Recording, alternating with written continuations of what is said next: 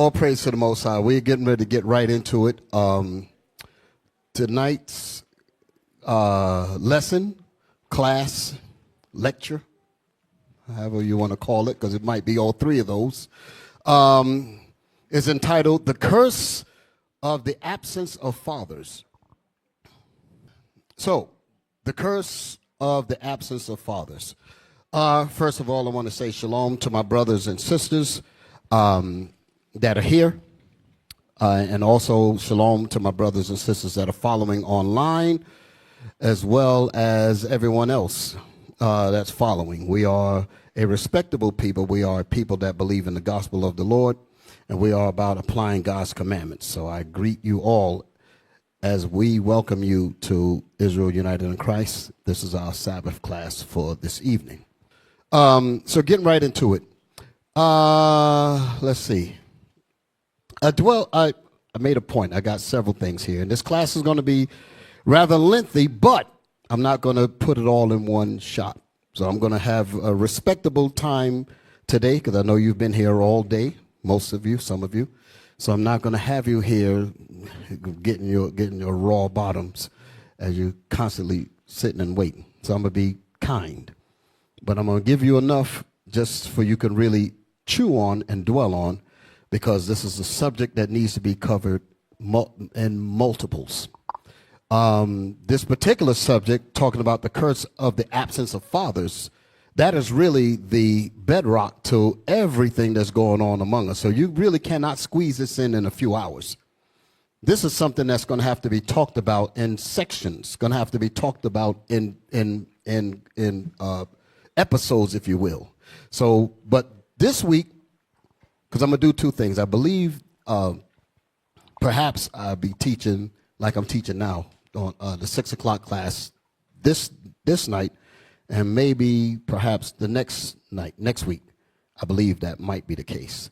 If not, then I'll find other ways to get the second part out. But what I'm going to mention is that there's two sections to this topic that I want to bring up. The first one that I'm dealing with is, like I said, the curse of the absence of fathers.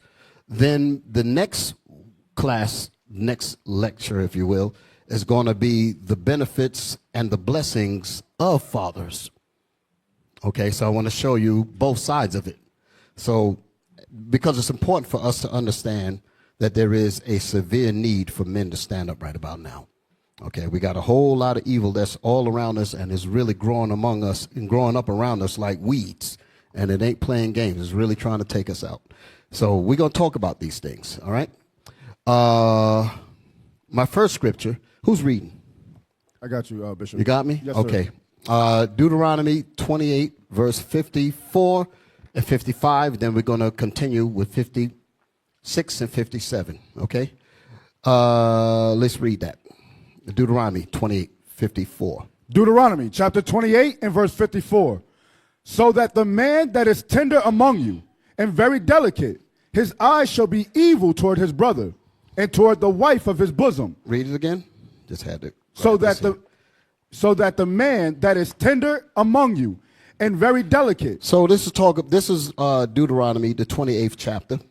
And the 28th chapter records the curses and actually recorded the blessings and the curses. If we were to obey the laws of God, we would have received the curses. We would have received the blessings, excuse me. If we disobeyed the word of God, we would have, as we did, received the curses. So verse 1 to 14 is the blessings, how he would bless us if we were to keep the laws of God. We are the Israelites that the Bible speaks of. Verse 15 to 68 records the curses, letting you know that these laws were given to us on condition. Okay, the conditions, if we kept the laws of God, we'd be blessed. If we broke the laws of God, we'd be cursed. So verse 15 to 68 records the curses, primarily all of the curses that's recorded in the book of Deuteronomy, the 28th chapter, is a good majority of the curses that happen to us. But there are other chapters that also gives the curses in detail. And even more curses, okay, like the book of Leviticus, the 26th chapter. There's more curses in there. That's absolutely severe. You know, curses all throughout the Bible because of our disobedience. So one of those curses was that our fathers were going to be missing.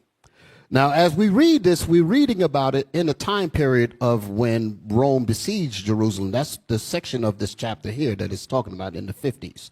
In Deuteronomy 28, 54, 55, it was making an initial point of what happened to us when we were in Jerusalem when Rome came in to destroy us. Okay, and when Babylon, because it actually happened twice. So let's read that again. Deuteronomy. I'm going to make the point not only that it deal with the initial time period of Babylon and Rome, because I'm talking about the two different time periods, but it's also written in a prophetic sense to talk about what's going on here in Babylon the Great and what happened and how these curses and this particular curse affected us here. Read. Deuteronomy chapter 28 and verse 54. So that the man that is tender among you and very delicate, his eyes shall be evil toward his brother and toward the wife of his bosom. So that's the curse. That's a curse about the man. The curse that happened to the man was that his eye, read it again? So that the man that is tender among you and very delicate. So that the man that is tender among you and very delicate, goodly man, solid man. Understand why it's saying it that way, because read it again. I'm going to just get into it just a little bit more, because we're going to go through this lesson in a little bit of psychology, meaning that I really want to get inside the minds.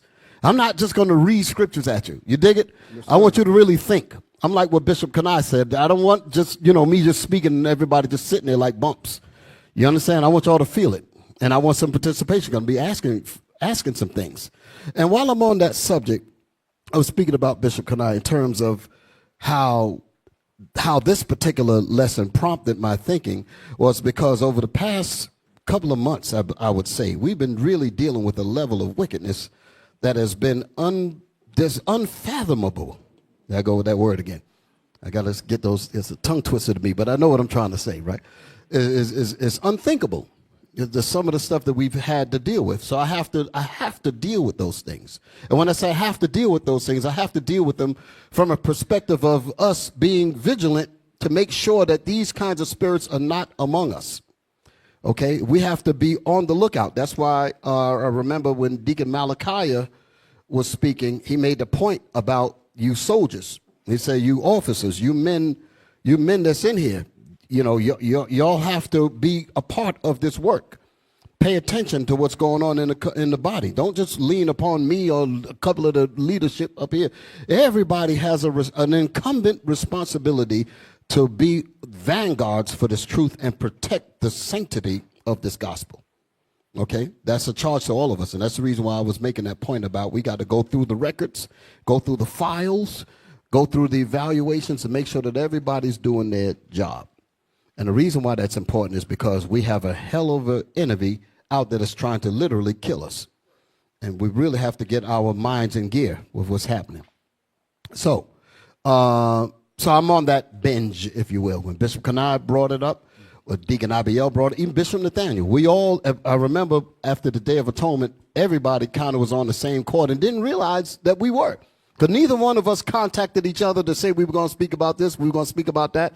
The Spirit just said, you know what, I want y'all to deal with this. Boom. And that's how it's been, okay? So I'm just continuing that because I know it ain't over. It ain't over. The wickedness is still around.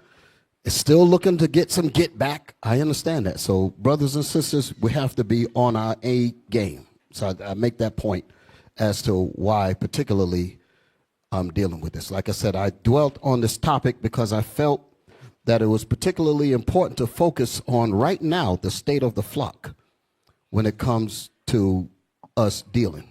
So we're going to read that next. But let me finish up with this Deuteronomy. Deuteronomy chapter read again? Yes. 28 and verse 54. So that the man that is tender among you. So this is a lesson that's being said to the Israelite men and the women that was on Mount Sinai when Moses spoke to us, like when you read Deuteronomy 1:1. He said, these be the words which Moses spake unto all Israel on this side of Jordan in the wilderness. So he was actually speaking to us, and these particular words were the words that were being extended to us through Moses from the Most High. Read it again. So that the man that is tender among you and very delicate. So there was an understanding from the women that our men were tender. I ain't talking about tender like this gentleman crap out here, all feminine, feminized. I ain't talking about that. I'm talking about men of righteousness, men of renown, men of integrity. That's the tender, and that's the kind of man we're talking about. Men that are to be respected, that were respectable men. That's the kind of men we have to be. Read it again. So that the man that is tender among you and very delicate. And very delicate. Go ahead. His eyes shall be evil toward his brother. So a good man will be turned into a nooker because of the curses.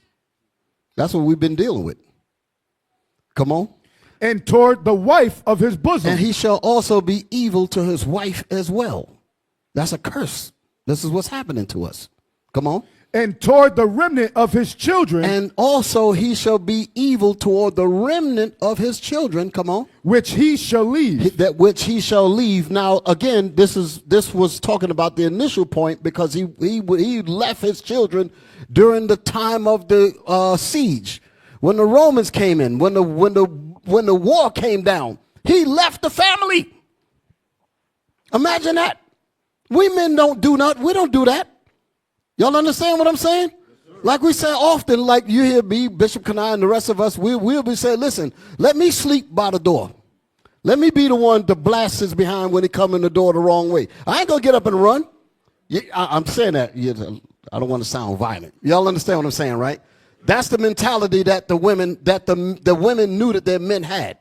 They ain't going to run. They ain't going to be no damn cowards and leave. But then the Most High put the cowardice spirit on the brothers. That was a curse that was going to happen to us. Y'all all right?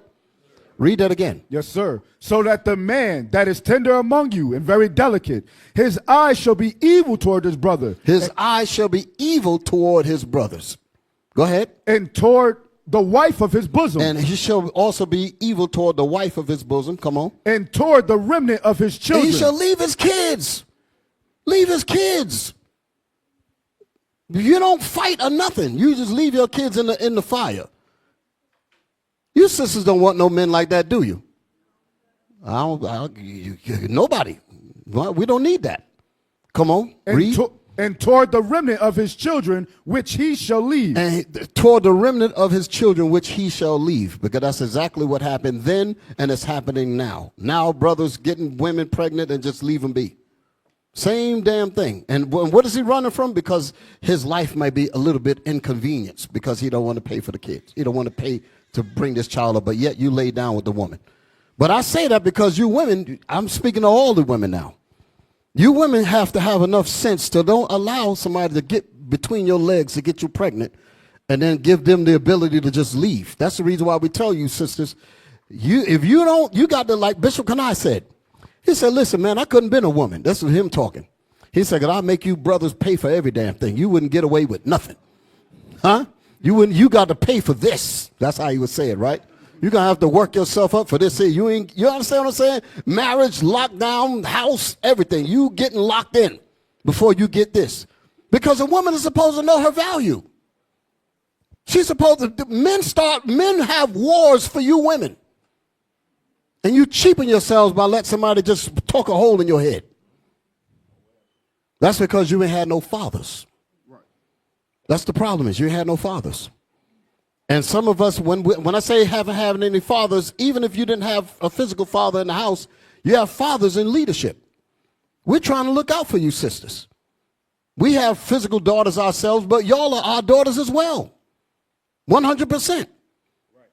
And I'm telling you, I was speaking about this a couple of days ago, that I had to be involved in a particular judgment that was here. That dealt with, and the family was here, the family was there in the front, and the brother had came over and defiled the sister right there in the father's house. And it was evil as hell, and I was looking at the sister, and I just felt so heartbroken. Because I'm like, damn. That was a heart, and without trying to give much detail to it, because it was a hard thing, and I had to look at the sister, and I felt so bad for her.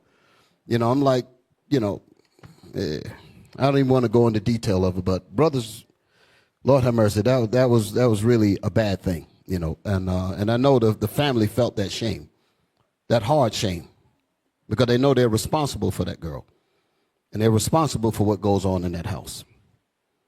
Okay, and when brothers slide in undercover like a damn snake, and then you left with the aftermath of your sister, of your daughter all broken up in the mind, that'll make you want to go to war, man. I'm telling you. I'm telling you. That'll make you want to go to war on a lot of levels. Okay, so let me get back to this thing. Read that thing again. Yes, sir. Verse 54.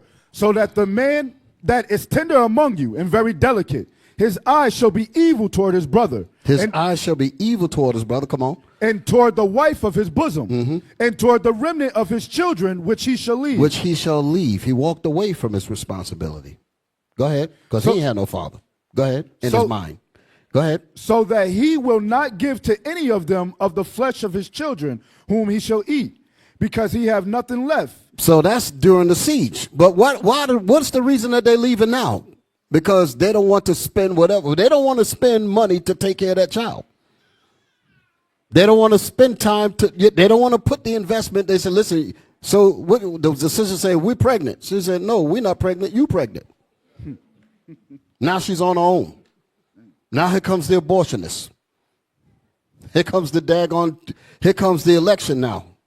And we're going to talk about all that. Because that's a whole setup. Mrs. Abstract. Kamala. Mrs. Abstract. You know what the word abstract mean, right? Talking about you women got rights. She's fighting for your fertility, your, what's it called? Your woman's rights. Reproductive rights. It's a damn insult. I tell you, people's intelligence is below the ground. Why in the world would people have to, why in the world would anybody have to fight for a woman's right to reproduce when God gave you that from birth?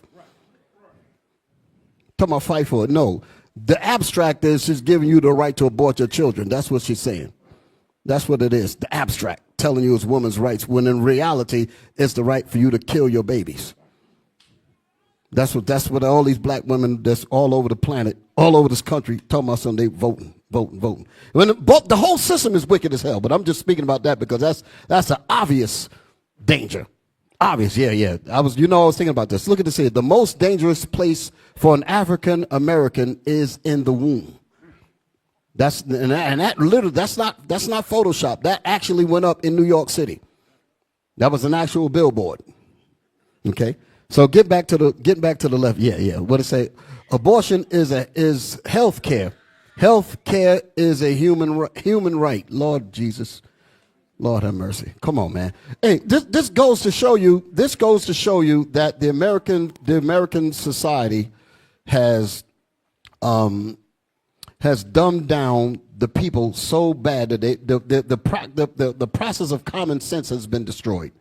You realize that a roach has reproductive rights? A turtle has reproductive. Ain't nobody talking about that. I have not known any other species that's even contemplating on aborting their offspring. A bat that can't even see could give birth. A cockroach could give birth. They ain't got to fight for no doggone. You really got to think about it. How is it that we've come to that level? We've come to that level. I'm not deviating. I'm gonna get back to my lesson, but these are the kinds of things that I was thinking about. And it's abstract to call what it is murder. You're gonna call it a woman's rights. And the people are so dumbed down through this and I've watched the people's intelligence just go to the floor over the last 20, 30 years. People are becoming dumber and dumber and dumber, where they don't even realize that, wait a minute, why in the world did I have to fight for the right to have a baby when bats don't have to, crocodiles, birds, bats, cats, and they just have it all. There's no problem at all. But all of a sudden, I need reproductive rights to kill my baby. You stupid as hell. You are the product of the American dumbed down system and can't think worth a damn. And then they put these people in front of you talking about something, they're going to fight for your rights. Lord have mercy. Lord, come get us. Get us out of here. This damn place is crazy as hell. Get us out of here. Finish reading. Deuteronomy chapter 28, verse 55. so that he will not give to any of them of the flesh of his children, whom he shall eat, because he have nothing left, him in the siege, and in the straitness, wherewith thy enemies shall distress thee. Where the enemy shall distress thee. This literally happened to us when 70 AD came down, and also during the time of when Babylon came down. Go ahead. When they destroyed, when the Edomites was on the other side saying, destroy it, even to the foundation thereof. We were going through that kind of calamity then. Read on. Wherewith thy enemies shall distress thee in all thy gates. Okay. So I wanted to show you that it happened during the time in history, and it's also happening now, because these curses were not only dealing with that time period, it also carried all the way up to the Americas. Like the Bible says that the judgments of God shall continue as a ring. Okay, give me that scripture real quick. Let me read that. Somebody find that for me. I didn't write that one down, but I know it's in there. The judgments will roll as a ring. Just somebody get and read it. Somebody get it and read it. Okay? We're going to keep on reading in this Deuteronomy also. Okay? 2nd Ezra, chapter 5, and verse 42. And he said unto me, I will liken my judgment. I will liken my judgment. This is God. God said, I will liken my judgment, meaning my curses for breaking my laws. Go ahead. I will liken my judgments. Go ahead. Unto a ring. Unto a ring, meaning in recurrence. So it didn't just happen in 70 AD. It didn't happen in I think it was like 586 BC with Babylon. I'm not certain about the exact date, but I know it was somewhere around that time when the Babylonians came against us, okay? 606, thank you, 606 BC. So we're talking, the curse is happening then, and it's also coming up to now. It never changed, okay? It's constant. Read it again. And he said unto me, I will liken my judgment unto a ring, like as there is no slackness of the last. There is no slackness of the judgment when the Most High brings it in each time, in each generation. So we're going to feel those curses, even though we're not over where we were before, but those same curses followed us on the slave ships, followed us in the deep south, in the cotton fields, followed us getting our backs whipped, followed us in the ghettos, followed us in these educational system, followed us in the jails, followed us on the corners with the dope needles stuck in our arms and stuff like that. Followed us. Read. Even so, there is no swiftness of the first. Ain't no swiftness. The Most High going to make sure that we're going to feel all the dregs of the cup. That's what it's talking about. We're going to feel it. We're going to feel it. So these are the curses that happen to us as men and as women. Read on. Verse 43. So I answered and said. No. Go back. Go back to Deuteronomy. Yes, sir. Deuteronomy chapter 28 and verse 56. The tender and delicate woman among you, which would not now it's talking about the women now. Listen now. Which would not adventure to set the sole of her foot upon the ground for delicateness and tenderness. For delicateness and tenderness. She knew how to be a mother. She knew how to be a wife. She was taught those things. Of course, we started going off, but initially she was taught that thing, just like the brothers was taught how to be properly in their tenderness, so to speak. Come on. Her eyes shall be evil toward the husband of her bosom. Her eyes shall hate her husband. Her eyes shall be against her husband. This is a curse that happened to us. And it's like when you look at black men and black women today, they act like foreign enemy nations towards each other. Huh? It's like foreign enemy nations to each other. It's like Hamas and the Israelis. Right. So-called Israelis. That's how we deal with each other now. Read that again. Her eye shall be evil toward the husband of her bosom, and toward her son. And toward her son. You just like your father. That's what, back then it was just like that. They were evil to the kids and all that, because they're like, listen, I got to survive because this famine is too great. So everybody just leaving each other. Husband leaving the wife, wife leaving the husband, kids left all out in the open. It was a complete mess back then during that siege. But coming up to us now, the same thing is going down now. Read. And toward her daughter. And toward her daughter, her children. She'll allow her children to get eaten up. Hey, hold on. Give me the scriptures where it talks about the ostrich. Is it Lamentations? It's been a while since I read this, but it's a goodie. And we're coming back here. We're coming back here. Trying to remember where it's at. 4 and 3. 3. That's it. That's it. Read that. Lamentations chapter 4, verse 3. Even the sea monsters. Hold it. Even the sea monsters. Wait a minute. Didn't I just got through talking about that? The damn sea monsters don't abort their babies. Bring it out. The damn the snakes, the bats, sharks, none of them abort their babies. Read that again. Even the sea monsters. Even the sea monster got better sense. Go ahead. Draw out the breast. Draw out the breast. They give suck to their young They ones. give suck to their babies. Come on. The daughter of my people. Hold it. Wait. The daughter of my people. Damn. Go ahead. Is become cruel. Is become cruel. Like the ostrich in the wilderness. She's like the ostrich in the wilderness. The dumb ass ostrich.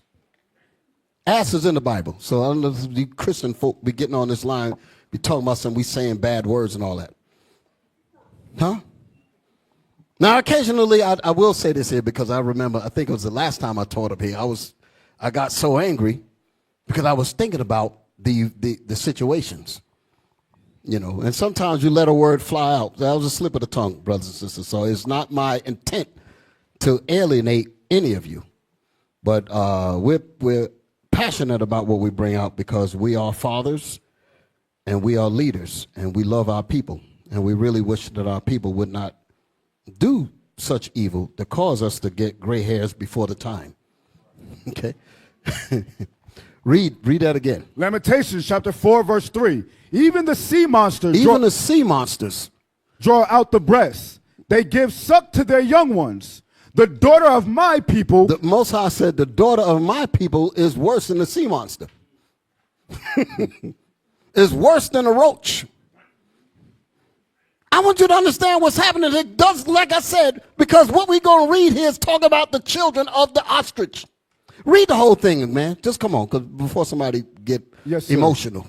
Even the sea monsters draw out the breasts. They give suck to their young ones. The daughter of my people has become cruel, like the ostrich in the wilderness. So we're going to read the characteristics of an ostrich. Go ahead. Keep reading, Bishop? Yes. The tongue of the sucking child. No, okay. Where's that? No, must be in another part. That's it. That's the scripture. So we read about the ostrich. Now I need Job. That's the one. Job chapter 39 and verse 13. Yes. Gavest thou the goodly wings unto the peacocks? That's what the Most High did. The Most High gave goodly wings to the peacocks. Go ahead. Or wings and feathers unto the ostrich, which leaveth her eggs. What did the ostrich do? Which leaveth her eggs in the earth. Which leaveth her eggs in the earth. Go ahead. And warmeth them in dust. And warmeth them in the dust. That's what the ostrich does. Go ahead. And forgetteth. And the ostrich is so damn dim. And forgetteth that the foot may crush She'll him. walk and crush the damn egg that she was trying to warm up.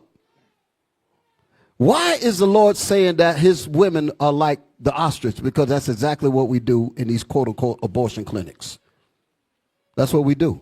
Irregardless of the reasons that you're trying to justify murder, there is no justification to keep your legs closed. That's how, and if someone rapes you, we'll deal with that. There's enough brothers, let me put it so I don't sound crazy. Huh? Because they be trying to run this thing like a lot of the women are getting raped. No. Most of the, probably 98% of the abortions are because the women don't want to have the baby from the nooker that they lay down with. Very seldom, damn near minute, that it has anything to do with quote-unquote rape. Because I don't think brothers would tolerate that. We hear too much about rape. We be like, listen, let me put on the ski mask and let me go look for that nigga. You understand? There'd be some stuff like that. Y'all all right? Yes, sir. Okay. Let me get back in the spirit. Where we at? Verse 15. Job chapter 39 and verse 15. And forgetteth that the foot may crush them. And forgetteth that the foot may crush them. That's how our women have become. Why? because fathers are gone.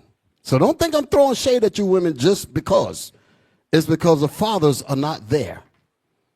And we have to become fathers again. We have to become men again. Make fathers great again. That's the campaign. Huh? That's right, give it up.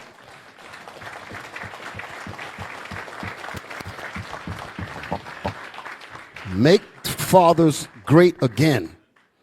Okay? Where we at? Go back to Deuteronomy. Yes, sir. Deuteronomy chapter 28 and verse 56.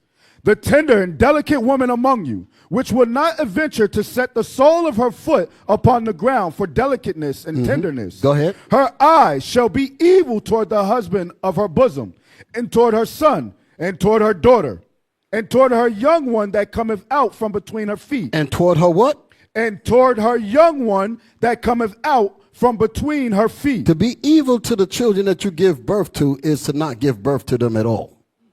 It's to kill them. So this was happening during the siege, but it's also happening now. The ring, the curse continues. Well, what verse? Read on. And toward her children, which she shall bear. Which she shall bear. So the ones that she do have, she don't care about them. And she's going to come up with the reasons and say, well, I ain't got no money, I ain't got no this, I ain't got no whatever. And just let the child go out here in society and for the enemy to get them. Let me put it that way. Because there's another way of destroying it. Like we was reading about the ostrich, that she forgetteth that the foot may crush them. She allowed the children to grow up with no guidance. Don't allow the man to come out and put guidance around the house, put guidance around the brother. Gonna call him all kind of BANs and all types of stuff. When he's trying to raise your child up right, you want to kick him out. You want to do all kind of evil to him. And then the child grows up with no kind of structure, no kind of laws, no kind of knowledge, self-respect, nothing. And the moment they get out here, everybody plays them like a damn harp. Everybody plays them like play your daughters like she's a piece of meat. And the same thing happened with the sons. Have no knowledge. Fathers didn't bring them up. He goes out here and he gets played up and down all throughout the society. End up selling drugs and in jail. So that's another level of the men and the women not being over their children. And you the one that had them. You weren't raped. You weren't raped. You laid down and had the child. Now that you had the child, now you don't want to take care of the child. And you want to leave them out here for the wicked to destroy them. That's something to think about. Where we at? That's it. That's it for that, right? A little bit more on 57. Come on, let's finish. For she shall eat them for want of all things, secretly in the siege and straitness, wherewith thy enemy shall distress thee in thy gates. That was going back to the time period of what I was talking about when Rome came in. So again, the judgments happen as a ring. So it not only happened then, it's happening now. And you got to be able to articulate how these curses then affect our people now. And that's what I'm doing now. That's what I'm doing now. I'm showing you that we are those people. Okay? Nobody else fits this but us. Don't even try it. We're the people that this Bible is talking about. All right? So, like I said, let me change my glasses here. Like I said, I dwelt on this topic because I felt that it was particularly important to focus on, like I said, right now, the state of the flock. And when I say the flock, I'm speaking about the women and the men of IUIC on one level, and I'm also speaking about our brothers and sisters that follow us online. Okay? Because I know a lot of our sisters support, a lot of our brothers support from online. I'm also speaking to you too. Okay? My job and our job is to be the shepherds, to guide the sheep properly, to feed them, to make sure that the enemy don't get to them, and to protect you from some of our own brothers that come in with a warped mind. Some of the sisters come in with a warped mind that don't want to change. Some of the brothers come in with a warped mind. It's our job to intervene, to make sure that we straighten those brothers out, to put them on the right path so that they can deal righteously with our sisters. And for the sisters to not come in be laced with all kind of lust and all types of stuff that they've seen on TV and all that, and coming in here and trying to tempt the brothers. We don't need that either. Sisters, get your mind right. Brothers, you get your mind right. That way we can have the proper nation that the Most High wants us to have. That's our job. Okay? Because that is in that action is what Christ wants. That's called repentance. That's called change. That's what the Lord is requiring. And once we do that, then we are fit for the kingdom. He's not going to give us the kingdom to rule the kingdom if we don't even know how to act among ourselves here right now. So we got to learn now before we get to the kingdom. Y'all all right? Yes, sir. All right. So like I said, we have an understanding that when we eventually join the physical congregation, I'm speaking to our brothers and sisters that's following us online now, who have not yet joined us. I'm speaking to them. We have an understanding that when our brothers and sisters finally do come through the doors, many of them will have multiple sins within them that must be purged out. And when I say purged out, because we were all sometimes foolish. When they come in, we have to deal with them properly to make sure that they can adjust and that they can get their minds right, men and women. So that's what our goal is. And when our brothers and sisters come in, they're going to deal with three things, okay? And also, when I talked about when they come in, you know, there's a scripture in the Bible, the parable of the sower and the seeds, okay? The book of Luke, the 4th chapter, I believe, goes into that. And it talks about the 4 different types of Israelites. You had the first group got cast by the wayside. The second group fell on stony ground. And the third group got caught up in, what was it, the thorns, right? The cares of the world and the lust of other things. But the fourth group is the one that's going to make it to the kingdom. So those three is going to involve a lot of trials. Those three, all of them, actually all 4 of them is going to go through it. The last group is going to survive the trials and actually make it into the kingdom. The first 3 is going to go through, like we all had to go through, you're going to go through your own personal trials when you come through these doors. Brand new women, brand new men. You're going to have your own personal trials of you simply trying to adjust to the discipline of you just being here on time, for an example. To adjust to the discipline of studying. To adjust to the discipline of having your house in order. Just to the discipline of keeping the commandments when you go back home among your acquaintances, meaning your family members who have not even come into the gospel. You're going to go through trials just dealing with them. That's your personal trial. Okay? Then you're going to go through congregational trials. When you come in, you've already somewhat handled your personal trials. Now you got the congregational trials now. And your congregational trials, you got to deal with brothers and sisters that's in the body that might, quote unquote, rub you the wrong way because of this or because of that. You got to learn how to endure that as well. And learn how to apply Matthew 18, for an example. Learn how to repent when you've done wrong. Learn how to gain your brothers back. Learn how to gain your sisters back. That's congregational trial. Okay? Then there's marital trials. Now you got married. Now you got your husband and wife. Now y'all got trials and issues at home. You got to learn how to apply the commandments to make sure that that's proper. So all of those things are going to be part of our trial as we come into this gospel. So I'm not only talking about us in here, I'm also talking to our brothers and sisters that's online who have yet to come in yet. But yes, join Israel, brothers and sisters. This is your nation. Let us all get to it. Okay? Let us all get ourselves together. All right. Moving on. Last time I taught here, like I said, it was on the Day of Atonement, and I was quite irate, like I said earlier. I was making that reference. Okay, the trials separate those into 4 different groups. That's what I was talking about earlier. Okay, and but we hope to make it to that last group to get into the kingdom. Okay, one of the things that I had to deal with, like I was alluding to earlier, is that before leadership, we had to deal with a whole clump of brothers who decided to just exercise their perversion and their wickedness and was into slandering sisters and all types of stuff that was going on. And we had to deal with them.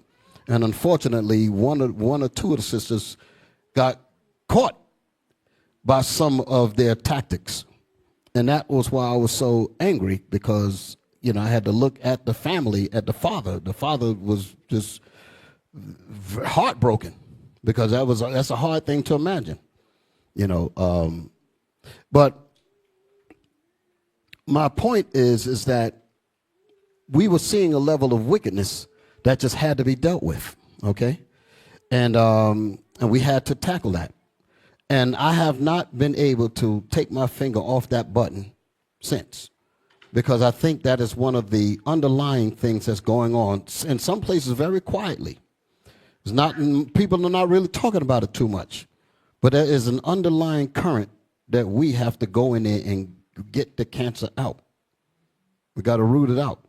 We got to get in there. When I heard Deacon Malachi talk about how like 3 or 4 schools in the Northeast was going through some foolishness, some evil that was going on. So I'm like, this is pervasive. I said, the Lord is trying to show us something. He wants us to pay attention to something that's happening right up on our noses. And we would be dereliction in our duty if we did not hunt your behind out and deal with it.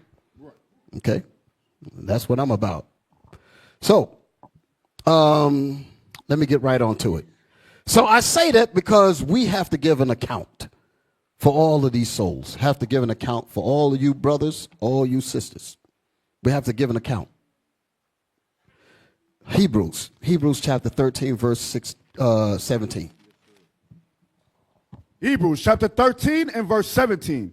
Obey them that have the rule over you, and submit yourselves, for they watch for your souls, as they that must give account, that they may do it with joy. Read it again.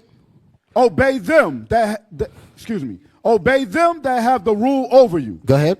And submit yourselves. This is what we're telling our brothers and sisters that's in the congregation. Okay, we're not up here just because. We're up here because we have a duty to watch out for you. Okay, so when we tell you to obey, we're not telling you to obey us just because it's us. We're telling you to obey the Most High, because the Most High is the word that got to come through us. We have to give you the words of the Most High. We got to give you the commandments. Give them warning from me, the Bible says. For I have set you a watchman over the house of Israel, therefore give them warning from me. So that is our job, to give you the warning from the Most High, to make sure that you walk straight. And hoping that you do follow that. Because if you do follow that, we can give a good report. We can give a good account. If you don't follow that, then we have to give an account with grief. That's what this is saying. Read 16 and 17. 17 and 18. Yes, sir. Verse 17. Obey them that have the rule over you. Go ahead. And submit yourselves. You're submitting yourselves to God. You're not necessarily submitting yourself to us or me. Go ahead. For they watch for your souls. For they watch for your souls, because the one that's going to destroy your soul is the Most High if you're not obeying his word through the leaders. Go ahead. As they or as through your fathers. Let me go a step further.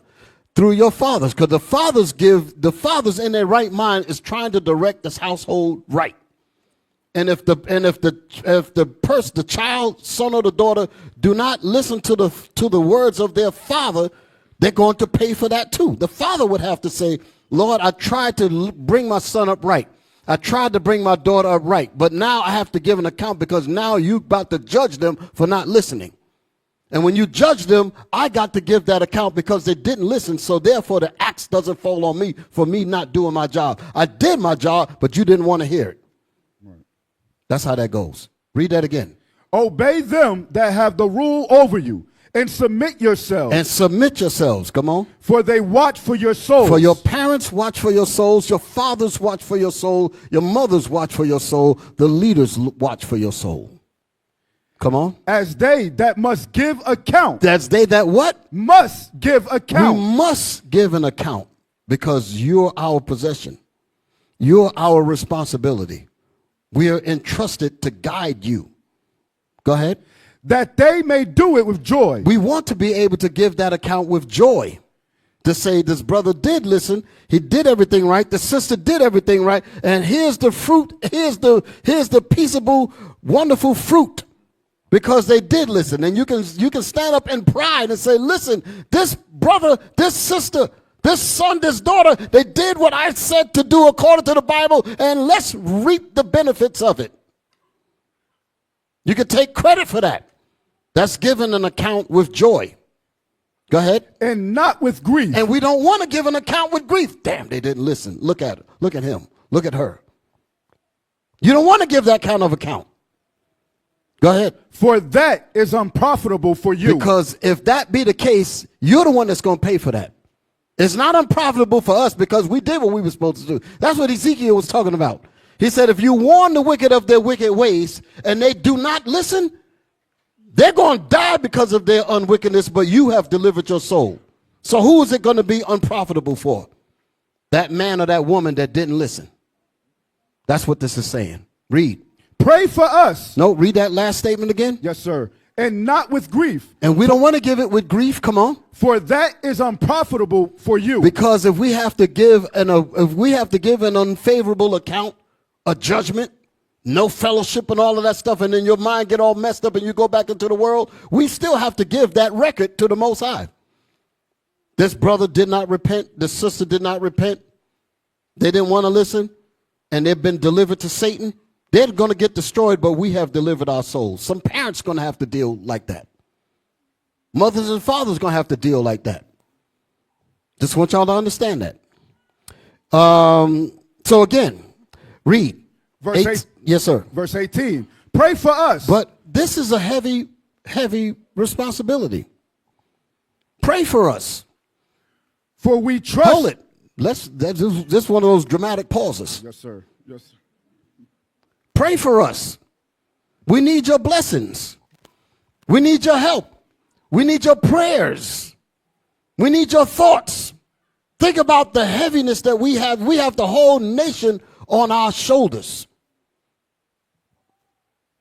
Pray for us. Pray that the Lord have mercy on us so that we can do the job properly. Because believe me, Satan messes with us too. Y'all all right? Okay, read on. Pray for us, for we trust we have a good conscience. We do have a good conscience. We do have a good conscience. I try to remember everything. And sometimes I don't remember everything. Sometimes I don't remember certain brothers. Sometimes I don't remember certain sisters. You know, a lot of people say, Bishop, can you send a prayer? And I make sure that I try to get it in. But I know I might miss a couple if I don't, meaning by name. So I try to do an inclusive one to get everybody. But I'm not perfect. We're not perfect. So pray for us.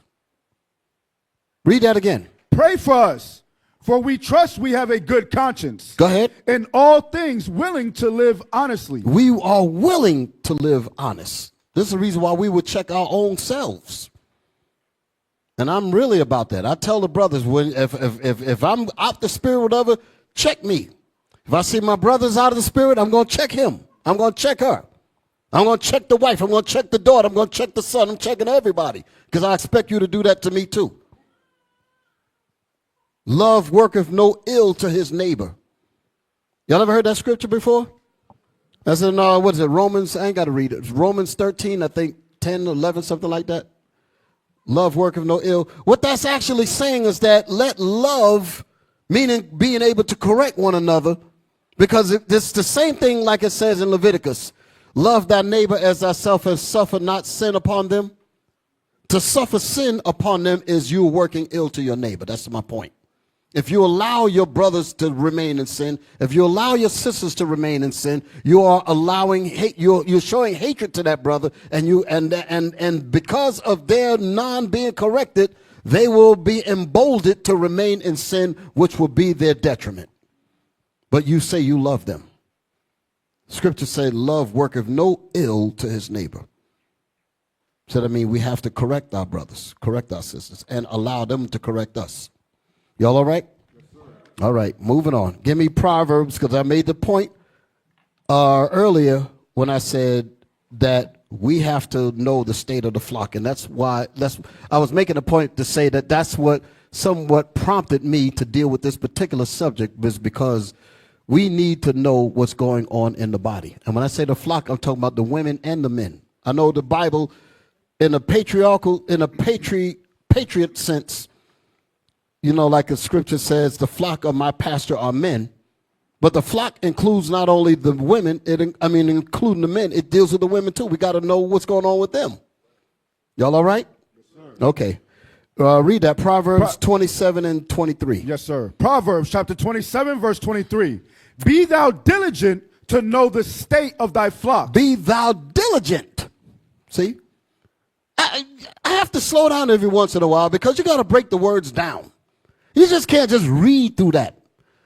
Be thou what? Diligent. Stop. Be thou diligent. You know what it means to be diligent? Mean go into detail. Ask questions. Demand answers. Don't give me that my bad stuff. Oh, I didn't mean to do it. No. Tell me why you did it. I want to know the reason behind your thinking. But damn, I don't want to be in the room with Bishop. He asked too many damn questions. Yeah, because I'm trying to help you. The doctor going to ask you so many questions, right? Yep. How did you get hurt?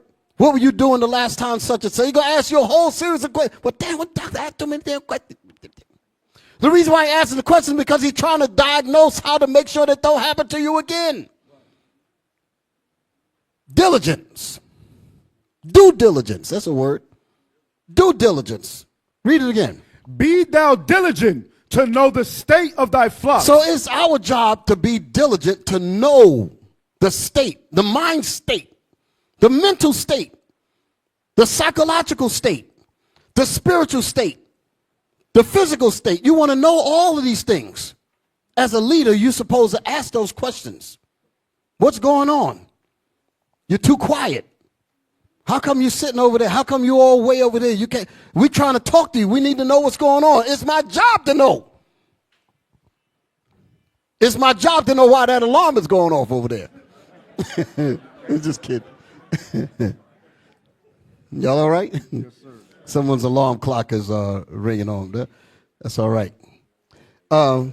Yeah. Hopefully it's prayer time.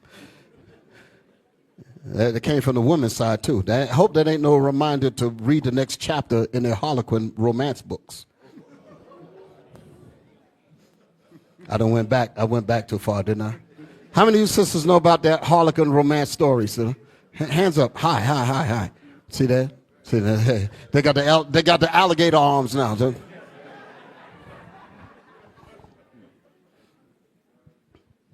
Know the state of the flock, right? Yes, sir. So here's the point. Read it again. Verse 23. Be thou diligent to know the state of thy flocks, and look well to thy herds. And look well to thy herds. Come on. For riches are not forever. Okay, read that 23rd verse again. Yes, sir. Be thou diligent to know the state of thy flocks. So that's what we have to do. We need to go deep to make sure that we learn exactly what's going on. Okay? Because our objective is to help you. Okay? What did it say? What after that? And look well to thy herds. And look well to thy herds. Because that's what this is. This is a flock. This is the Most High's house here. We have to look after you.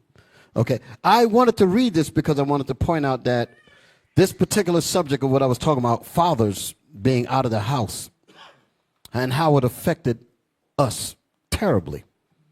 When the fathers, and I understand that it is the work of an enemy for certain. You know, you can go back to Willie Lynch. You can go back into the slavery documents. There's another book that I forgot to give y'all, but I had it up before. It was called Lest We Forget. And there was a point in that book where they talked about how our psychology had to be altered in order to make us perfect slaves. They had to change. They had to modify our behavior.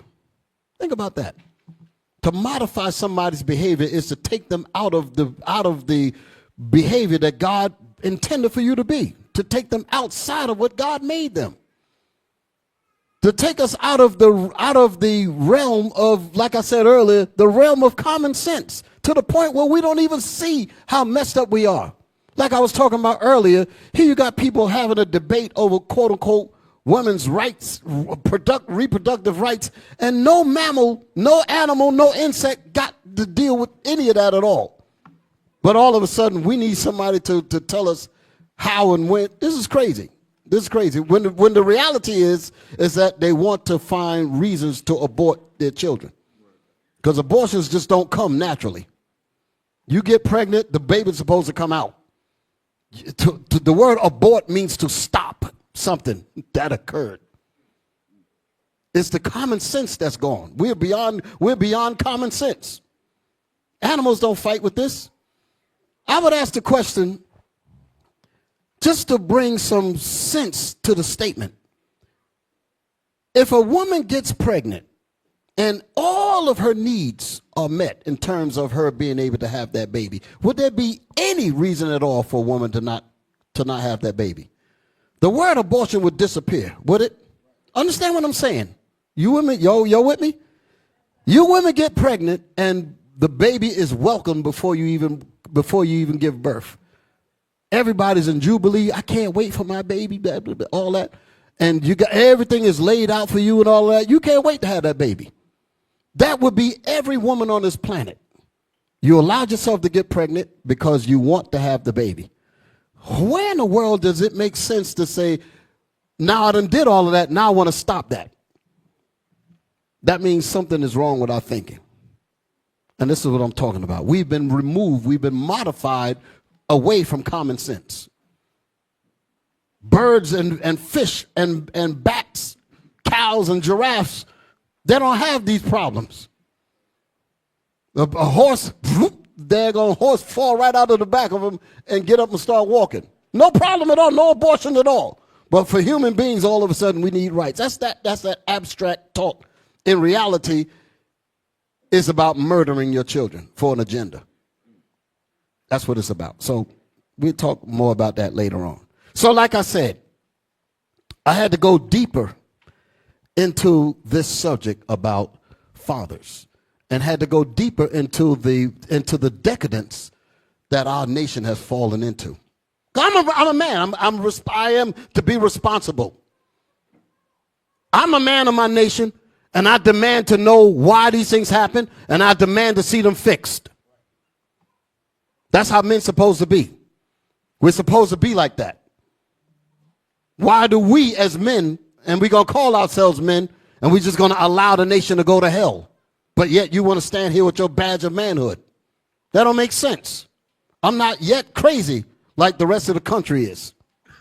Watching TikTok and the presidents and all that madness going on. Their mind is in a permanent stupor. Unbelievable. But again, like I said, we had to deal with the essence of the decadence. Give me my video. I put a video up, and I want to make this point. Like I said, we had to deal with the root of the problem. And like I said, it's about fathers. Hold it, but don't play that yet. Is that what I want? No, that ain't it. Did I send it to you? Youth violence, yeah, that one. I gave it to you in, did I give you the time frame? Play it. This right here, play what I gave you. Now, before you hit the button, yeah, that was it. Just hang on a second. Again, I'm dealing with the root of our problems. Y'all all right? Hit the button. Increase in youth gun violence is due in part to car break-ins. That's according to experts at Johns Hopkins University. As I-Team reporter Tally Taylor reports, this is due in part to a domino effect triggered by a Supreme Court ruling over concealed carry laws. Guys, the mayor's order on youth violence is directed toward DYRS. This is the Department of Youth Rehabilitation Services, the agency that is tasked with caring for juveniles going through DC's court system. So this mayor's order would make it easier for DYRS. Pause it for a second. Juvenile crime declared a public emergency in DC. Why is this the case? Where's the daddies at? Where are the fathers at? Where are the leaders at? These children are growing up without any guidance, no rules, no nothing. And then when they become of age, they don't have the mental skills to take care of themselves, so they resort to crime. They resort to doing all kinds of things in the street and all of that. And then now they end up in jail, because that's where they're going to end up, either shot dead or jail. So that's a huge problem. Men supposed to see the trajectory of where our sons and daughters are going and intercede in that, to curb that violence, to curb that despair, to curb that self-hatred, to change their minds. Some of us used to be in the gangs, not no more. Y'all know the chant. Some of us used to sell drugs, not no more, not no more. Now we take care of our wives and our children too. And because of that, we're public enemy number one. But that's all right, Because I'd rather die on my feet, fight for my people, than live like a coward and let my nation go to hell. The hell with you.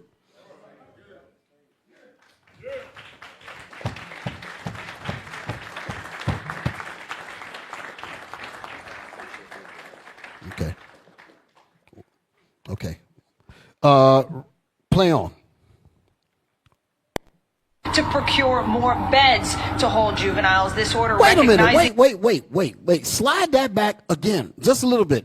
That's the part I needed. with care. Go The ahead. mayor's order on youth violence is directed toward DYRS. This is the Department of Youth Rehabilitation Services, the agency that is tasked with caring for juveniles going through DC's court system. So this mayor's order would make it easier for DYRS to procure more beds to hold juveniles. This order recognizing... Stop. Did y'all hear that? What did y'all hear? They need more beds. They said they need more beds because the children are getting too damn crazy. That's what they're saying. So in other words, we need more beds. We need more jails. We need more police. We need more bullets. Damn. We need more, I can't say, the jab. Can't even say the word, right? We need more bad education. We need more things to destroy them. We need more abortions. It all fit.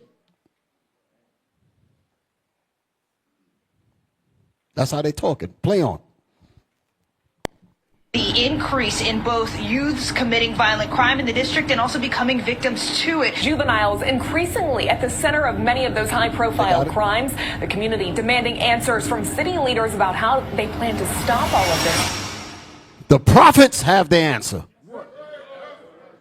Come on.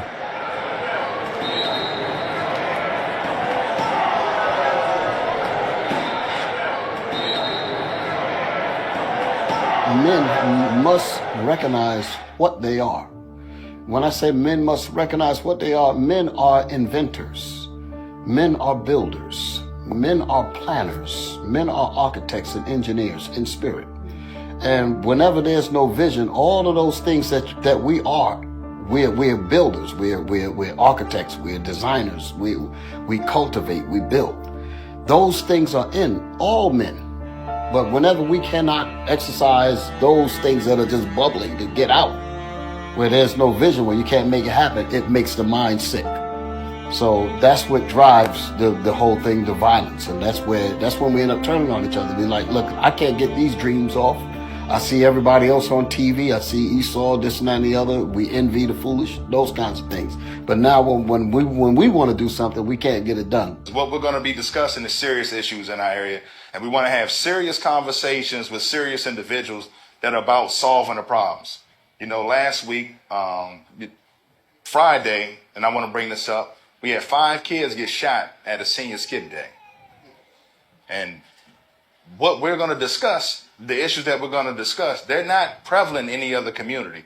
So the solutions that are going to be required are going to be different because we have a different set of problems in our community. And that's why we want you brothers and sisters to hear, and we want to have adult conversations and serious dialogue, not just to be in here talking, but really getting down and understanding, why do we do these things? Why do our young men, now women, act out in a violent fashion? So this youth, it used to be synonymous with the young men, youth violence, but now what we're seeing, particularly in this area, that our sisters and now young sisters are partaking in the same thing.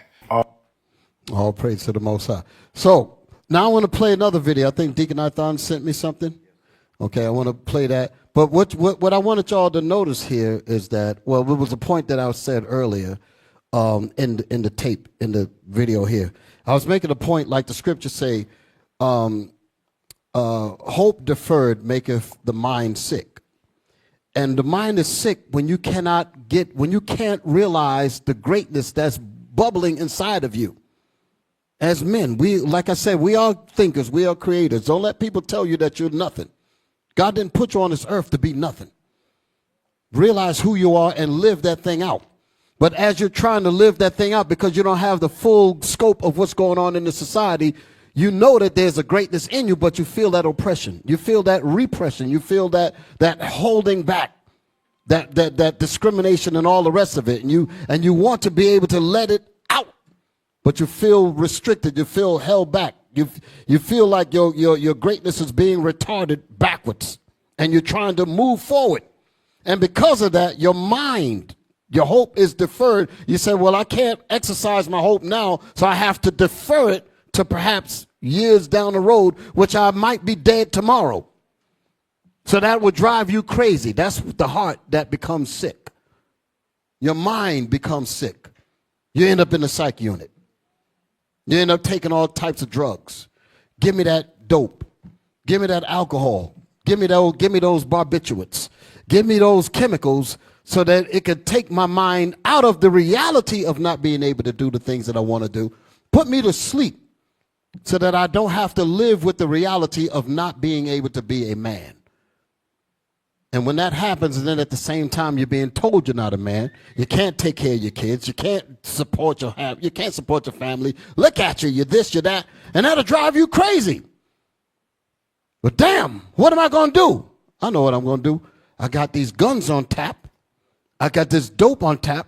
Understand what I'm saying, what I mean by that, because those things are supplied to us in the community, given to us. Go ahead and make some money. Rob, steal. Sell dope. And that's what our people end up doing. And where are the fathers to curb this? They're gone. They're in jail, dead. Some of them been turned out into homos and all types of other stuff. And this is really bleak. But I'll tell you one thing, and I want all of y'all to keep this hope. What man has deemed as garbage, the Most High could turn us. I'm trying to think of a scripture. I know it's a scripture that says that. What you have deemed garbage. No, I was thinking about the dream with Joseph. But I know surely you're turning of upside down. Give me that one. I'll use that one. Isaiah. Let me read that before I read this here. Because all of this could be turned around. Isaiah chapter 29 and verse 16. Read 15. Verse 15. Woe unto them that seek deep to hide their counsel from the Lord. Woe be unto our enemies that sought deep to hide their counsel of destroying us in their secret meetings. Read that again. Woe unto them that seek deep to hide their counsel. To have their secret counsels. Go ahead. From the Lord. From the Lord, thinking that the Lord didn't see it. Go ahead. And their works are in the dark. And they figure that their plans to destroy us is in the dark, like this campaign that's going on. Either side is meant destruction for us. Either side. But Kamala is worse because she's talking about immediate murder right there in the clinic. Right. And 80% of the clinics are in our neighborhoods. Planned Parenthood, 80% of them are in the quote-unquote minority neighborhood. 80% of all of them is in the black community. And Esau gets fertility clinics. I've seen them. I worked in a hospital, and only people that come and want to go to those fertility clinics is Esau. 20 years I've been seeing this, and I ain't seen a black person yet coming in and ask for that thing. None but Esau. Come on. And their works are in the dark. And they figure that their works are in the dark, like nobody sees them. Go ahead. And they say, who seeth us? And they say, who sees us? That's how they have their secret meetings. Go ahead. And who knoweth us? And who know what we're doing? Surely your turning of things upside down. This is what they did to us. They want us to believe that there is no future for us. They want us to believe that the order is fixed, that the status quo is insurmountable, that is intransigent, that it can't be moved. Read that again. Surely your turning of things upside down shall be esteemed as the potter. Surely your turning of things upside down. You got my people on the bottom and got them thinking that they'll never get out of this thing. The Lord said what? Shall be esteemed. Surely your what? Surely your turning of things upside down shall be esteemed as the potter's clay. The Most High is going to rebuild this. He's going to take the mold of clay and going to rebuild us back into those fine men and fine women all over again. But this is the process of how we got to do it. We got to work a little bit. Y'all all right? We got to sweat. We got to labor. Put forth that labor, like the scriptures say, be in pain and labor to bring forth that proper clay mold that the Lord is going to rebuild us, going to rebuild you men up, and it's going to rebuild you women up. I'm talking like a father now, because that's how fathers are supposed to be dealing with you. So you do have fathers, and we ain't gone. But a lot of us have lost our fathers over the decades and over the years, and we thought it was all over. So we need to examine what has happened as a result of the fathers being missing so that we can know how to fix the problem. Y'all all right? Yes, sir. Okay. That's it? It's a little more, Bishop. Read. Surely your turning of things upside down shall be esteemed as the potter's clay. Shall be corrected as the potter's clay. Go ahead. For shall the work say of him that made it, he made me not? Or shall the thing framed say of him that framed it, he had no understanding? No, because the Most High is the one that's over the clay. He's the potter over the clay. He's going to make one clay mold to honor and another one to dishonor. Right now, they got us as the dishonored clay. Like they're the honor. The Most High getting ready to turn that whole scene around. That it? Yes, sir. Okay. Let's go to the video. Now, What do you think? Now, this is a situation where you got kids who have grown up without fathers. And this is the result of what it's like. And I'm watching this for the first time. I'll always like to preview these things, but I didn't get a chance to preview this. So let's trust that it's going to be right on time. Thank you, Deacon Ithon. Hit me. What do you think the biggest thing that guys struggle with is? Fatherless child. Fatherless, like not having a dad in their life. Like this, I'm being real. Right, like not having a father figure. No father figure. No father figure. And it's not even like no jokes, bro. My dad's in prison. My dad's in prison. Wait a minute now. My dad's in prison. Go ahead. My dad's in prison. My dad is doing drugs for real. It's something about like it was one guy that didn't take care of his kid. He had kids. He didn't take care of his cycle. We live in these like shitty areas with no father figures, bro. people like they have kids. People expect those to buy cheap, but they have a railroad. It says, so what do you think? Go ahead. Biggest thing that guys struggle with is? What is the biggest thing? Pause it. What is the biggest thing that you guys struggle with? And the answer is fatherless child. Go ahead. Fatherless child. Fatherless, like not having Absent parents, like I would say, absent parents like not having a dad in their life. Come on. like this. Like this, I'm being real. I'm getting ready to be real with you. I'm getting ready to let y'all know what the real deal is. Not having a dad in their life. Come on. I have a father figure. No father figure. No father figure, no leadership, no guide, no nothing. Imagine you as a man growing up and you got nobody to look to. You know, somebody show me the way. And this is the reason, this is why our nation is all, the fathers are so important. You can't even imagine how important a father is. Because I really want to just go around the room and just want y'all to really talk to me and tell me how important fatherhood is. Tell me, because I got my question laid down. I'm going to come to you. I'm going to bring that up. I want y'all to be able to expound on the detriments that come for not having a father. You can't even imagine it. All of the things that you would look up to try to get some sense of direction, some sense of identity, what your morals should be, what your scruples, your direction, all of that comes from a father. To give you your discipline, to show you what to say yes to and what to say no to. How to be a man, how to take care of yourself, how to take care of your family. How to be a man and stand up. How to be a pillar for your family. Be a pillar for your community. Be a pillar for your nation. Fathers are supposed to show you that. But when that father is removed, you're basically like a ship that's in the middle of the ocean with no rudder, just going wherever the wind blows. Lost. And that's exactly why they use us on the gridiron, the basketball court, use us for all kinds of things, because we have no compass in our head to direct where we should go. That's really terrible. That's just a small answer to what it means to not have a father. Okay? What it says, no father figure. Go ahead. No father figure. And it's not even like no joke. And it's not even no jokes, bro. My dad is in prison. Go ahead. Bro, my dad's in prison. My dad's somewhere in Florida. I don't even know. My dad is doing drugs like for real. Yo, he's out here killing nookers. He's out here really doing it. Damn. Which means he's got a lifespan of about maybe 3.5 years. He gonna run up on the wrong person. The product ain't gonna be right or whatever. Yo, where the rest of the stuff, such and such. Boom. Go ahead. You don't get to retire in drug dealer business. There's no retirement. There's no pension in selling dope. Go ahead.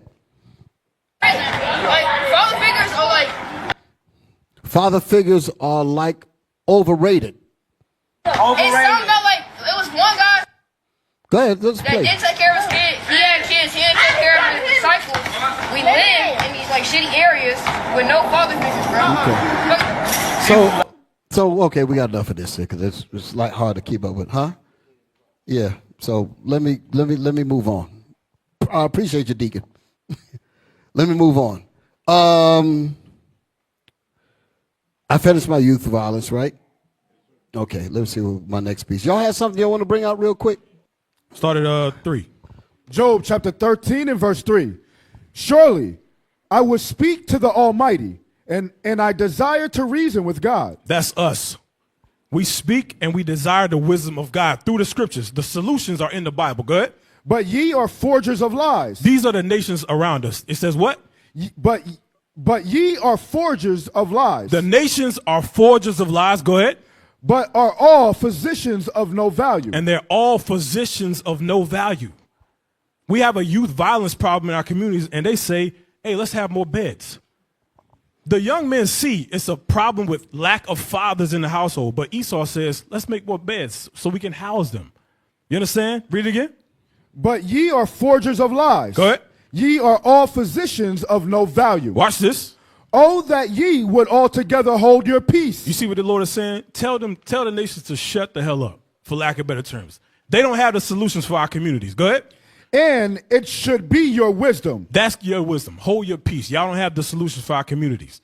Okay? It's lack of fathers. That's what we need. We need the men to rise up, take their rightful place. That's what's going to heal our communities. Give me my next video. Let me see it on the screen here. Right, that's what I need right there. This right here is going to set everything back in motion.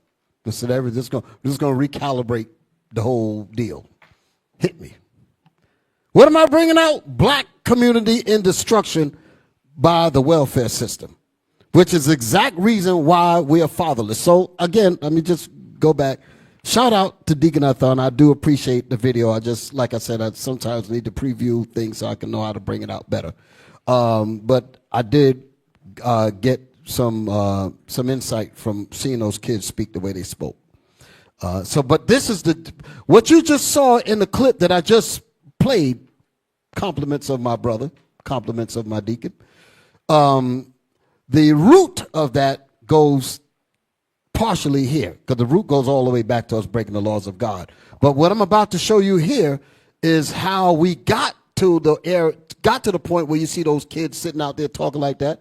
How we got to the point of that random craziness going on in D.C., shoot them up and this and that and the other.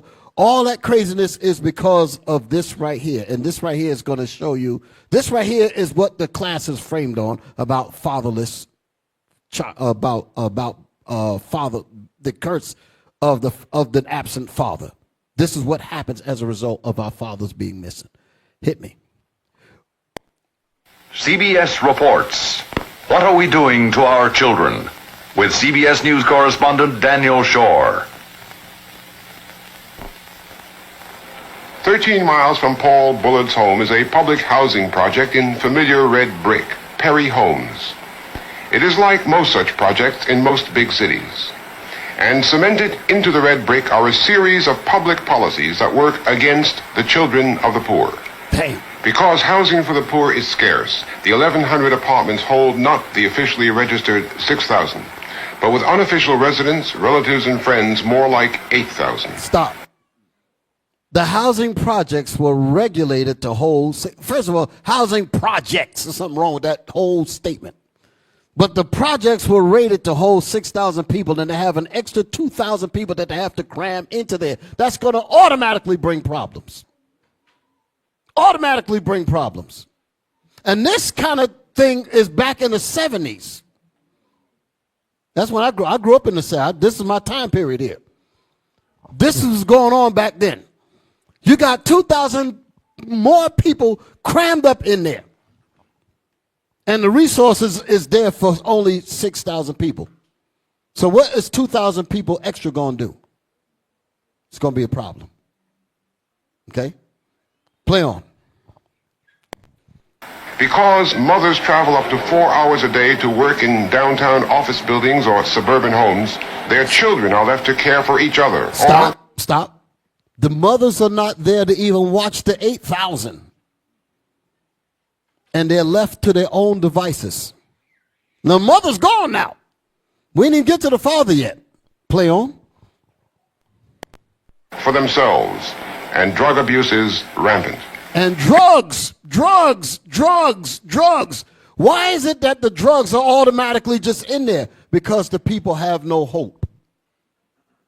Because the reality of them looking at what's on TV or hearing it from such and such or whatever, that's not my reality.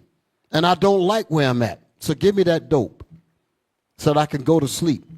Let me just create my own world of violence, my own world of survival. You got new sneakers, nigga. That type of business. Where you get them shoes from? Yo, we gonna evict that nigga, man. That's how I go. You understand? Go ahead. Because family planning measures have lagged, there are many teenage mothers. I wanted to hear that. Family planning. We're getting ready to get into it now. Are left to care for each other or for themselves, and drug abuse is rampant. Because family planning measures have lagged, there are many teenage mothers. Do you find that there is an incidence of young girls becoming pregnant? Yes, we have a high rate of that too. At about what age? I used to say age 14, but I think I'm having to back up and say age 12. Did y'all hear that? So you have young girls getting pregnant. You got to get into the psychology of all of this. Why is it that a young girl at 12 years old laying down to get pregnant? Where is the father to tell her how to live a life where she can learn to be responsible? She's already given her life up to having a baby at 12, 13 years old. The damn children that she's having might be like a little brother, much less like a mother as a child. But these are realities that's going on. Play on. Because the poor are shortchanged on education, it may take 2 years to get testing for a child with learning problems. And the Perry Homes schools have reading levels among the lowest in the city. So if the reading levels are low, how do you think that's going to affect them in the quote-unquote job market? How do you think that's going to affect them with their ability to be able to earn, to take care of this family? All of that stuff works together. All of this is by a plan. But we as men, we can't sit by and just let this happen. We can't. We can't. Play on. Because Perry Homes was planned on a minimum budget, there are few places for children to play. Because of the same kind of planning, Perry Homes has no doctor, no dentist, no pharmacy. Nearby there is a well baby clinic, but no sick baby clinic. And the sick must travel 12 miles to wait for attention at Grady Memorial Hospital. And partly because of the general rule that welfare is cut off. Grady Hospital is like the what they call the city hospital in Atlanta, right? It's equivalent to Harlem Hospital in New York. Anybody could go in there. It's because it's a city hospital. I mean, drugs, you name it, murder shots, gunshots, you name it, it's all there. Trauma hospital, all that. That's what kind of places these things are. So you be in there and you see people coming in shot up, drugged up, overdosed, everything. So that's what's in these places. This is really terrible. This is like a damn war zone that we live in. Go ahead, play on. There is a man in the house. Fathers are often driven away so that mother and children can eat. But back it up again. Back that statement up again. Partly because of the general rule that welfare is cut off if there is a man in the house, fathers are often driven away so that mother and children can eat. 85% of the head of household is a woman, because most of the men who should be in the household, they cannot make a decent living. And of course it is better to know that a child will be fed 12 months out of the year than 3 months, which you do in the summer when construction work, you can make a decent living. The man in the house... Pause it for a second. I want to make some statements about what we're watching here. Like I was saying, this goes into the psychology levels of black men that can't take care of their families. And this is what brings on the crime. This is what brings on the violence and all that, because we feel, many of the men, because we are not able to do this, we feel stunned in our growth as men.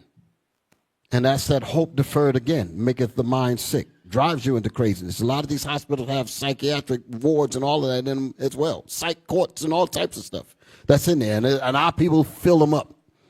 I'm telling you, it's Lord have mercy. To even work in those systems, you actually get to see the ugly. You know what we used to say in hospital language? The hospitals is basically the toilet of the city. You'll understand? Let me put my glasses on so I can see.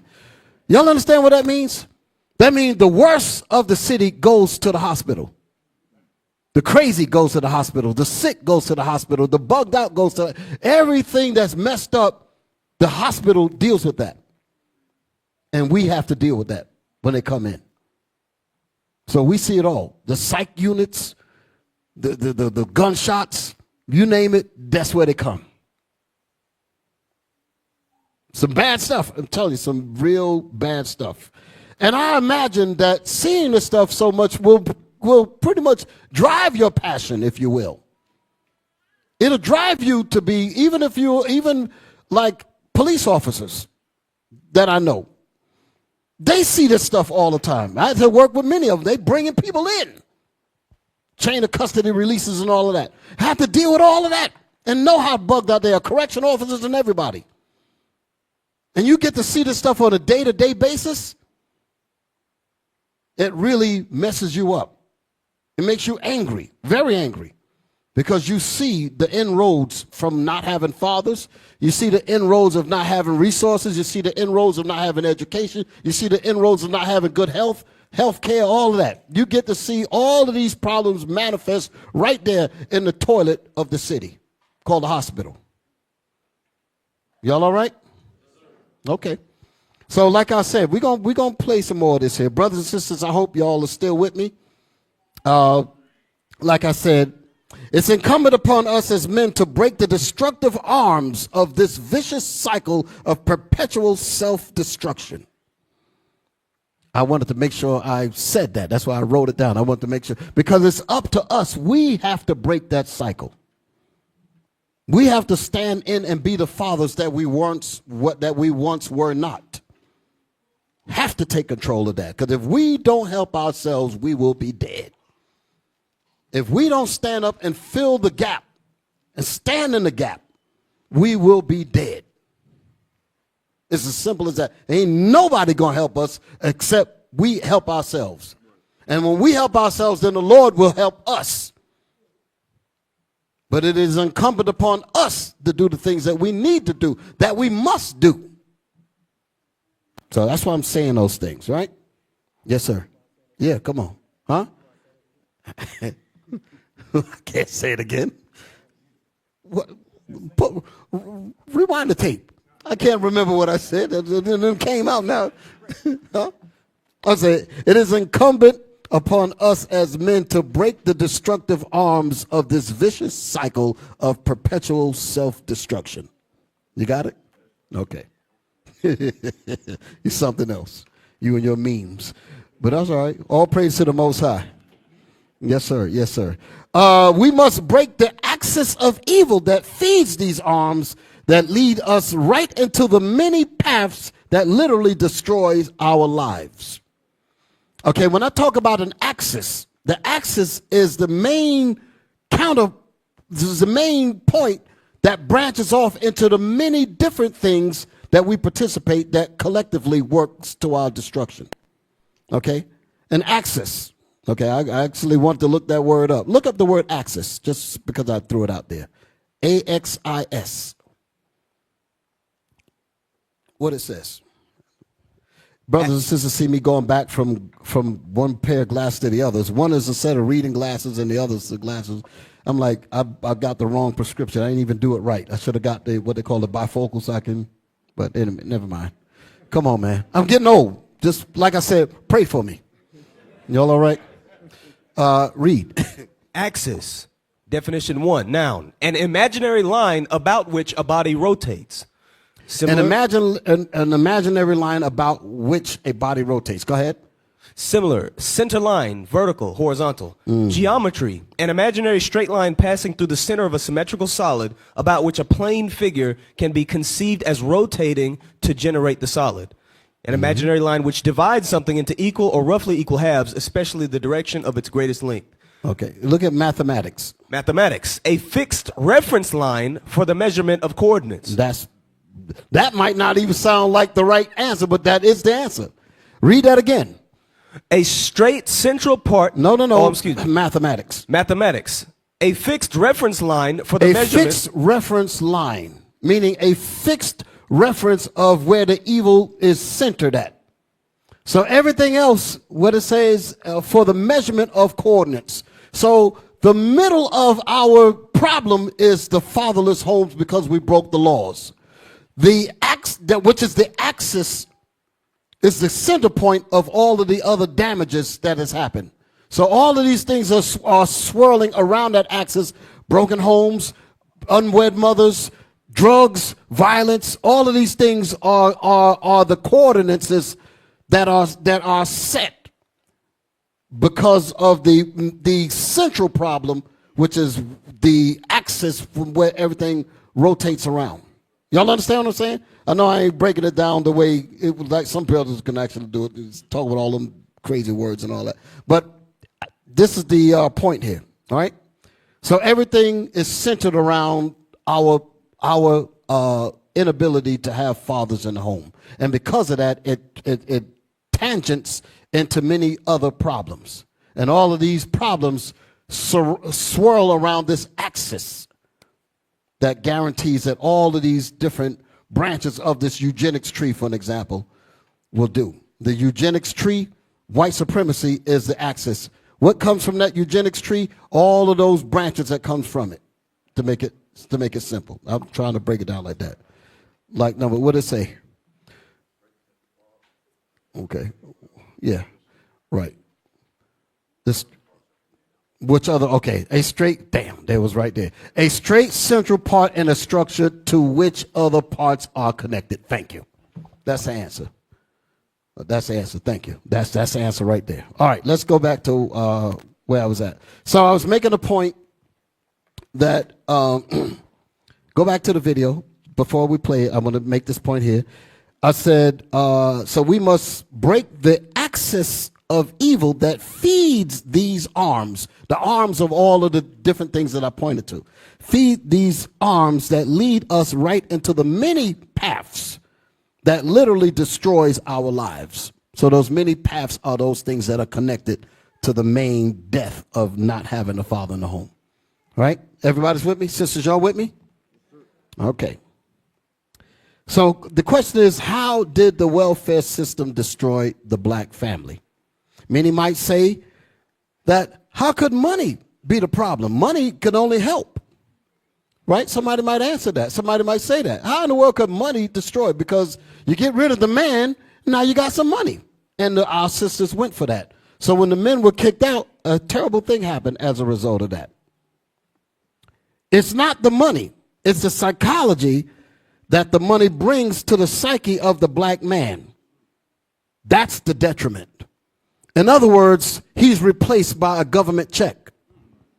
So the woman is forced to say, get out and let me take the government check because this government check is better than you. So I don't care what you can give my son. Now it's my son now. It ain't our son no more. It's my son, as she say, because you're not valued anymore. You've been reduced to a paycheck. That messes with the brother's mind. That messes with the brother's mind. Okay? When black men are basically being told by their women that they are replaceable. Didn't Beyonce make a song called that? Didn't she? Wasn't it something like that? To the left? To the left? Don't the song have some kind of lyrics in that? The car that I'm driving, I bought it. That's Destiny's Child. I'm getting all this stuff mixed up. But y'all know what I'm talking about, right? It's basically saying that you ain't nothing but a paycheck. So what does that do to the brother? What did that do to the brother? Like I said, when black men are basically told by their women that they are replaceable, like I said, Beyonce brought that up. The man is considered replaceable because a government paycheck that leaves the father spiritually broken. He's broken now because he said, damn, that's all I'm about? So what about the guidance that I would give my son? What about the direction? What about the discipline? What about the structure that I would set in the home? All of that's been replaced by a paycheck. So what does that leave with the brother? He's totally bugged out. My kids don't want me. Only thing they look for me is some money.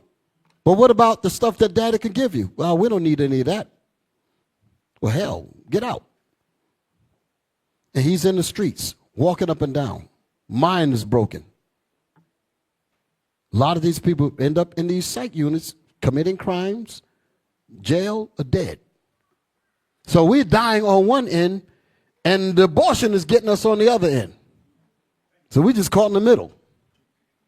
And they're killing the women too. Because when the abortion go down, whether the woman's pregnant with a man or child, the male or female, the death is getting both of them. So we're just being extinguished completely. All in the name of women's rights. What an insult. Play on in that video. Rule was written to prevent welfare cheating, to make sure that aid to families with dependent children would go only to families headed by mothers. But the effect of the man in the house rule is to create for children an atmosphere of investigation and surveillance. And thus, the welfare system in its operation turns out to be a system to make life harder for children. The welfare system helps the disintegration of the American family. It offers money to families if the fathers will leave them and stay away, in that sense undoing the very stability of the family and taking away one of the two parents that children, of course, need. And what I have seen, I'm afraid to say, all over the country is that the legal system works against the best kind of home for these children. We don't encourage parents to be at home with the children. We don't encourage mothers to feel that they can find their destiny as mothers. We take away, in many of the most vulnerable homes, fathers from those homes. We herd foster children together in institutions rather than trying to find decent homes for them. We don't tap the resources we have in communities and with respect to older people so that they can help out vulnerable So the homes. older people that he's speaking about, I know it's kind of hard to listen to him. Yeah. But he's telling you what it is. Sometimes I overlook that. Facts are facts. But he's making a point that the resources could be the people in the community. Black men. The laws were set up that you could even come in and even help on that level. So it was designed for the children to grow up without guidance. And that's what happens with the sisters. That's what happened with the brothers. Now I'm going to turn. I got to make sure I get my other points in because, like I said, I got a lot going on here. And I've spent a lot of time on this part here. And I was supposed to be past this already. But we're moving on. The black man is left. How much more was left in this video? I don't know if I need it. Play the rest of it. We don't sanction and encourage and support in every way, morally, psychologically, and financially, the dignity and integrity of the home. And in the worst of it is that the homes that are most vulnerable are the homes that are least supported by the policies of local, state, and federal governments.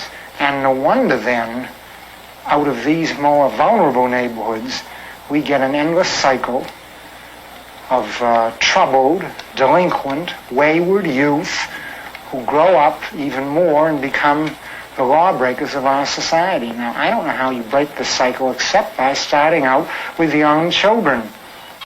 Okay, yeah, I needed that. That's exactly what happens when the fathers are not there. The cycle continues. Our enemies knew this. They knew by getting rid of the man, getting rid of the father, it was going to create a perpetual cycle of destruction.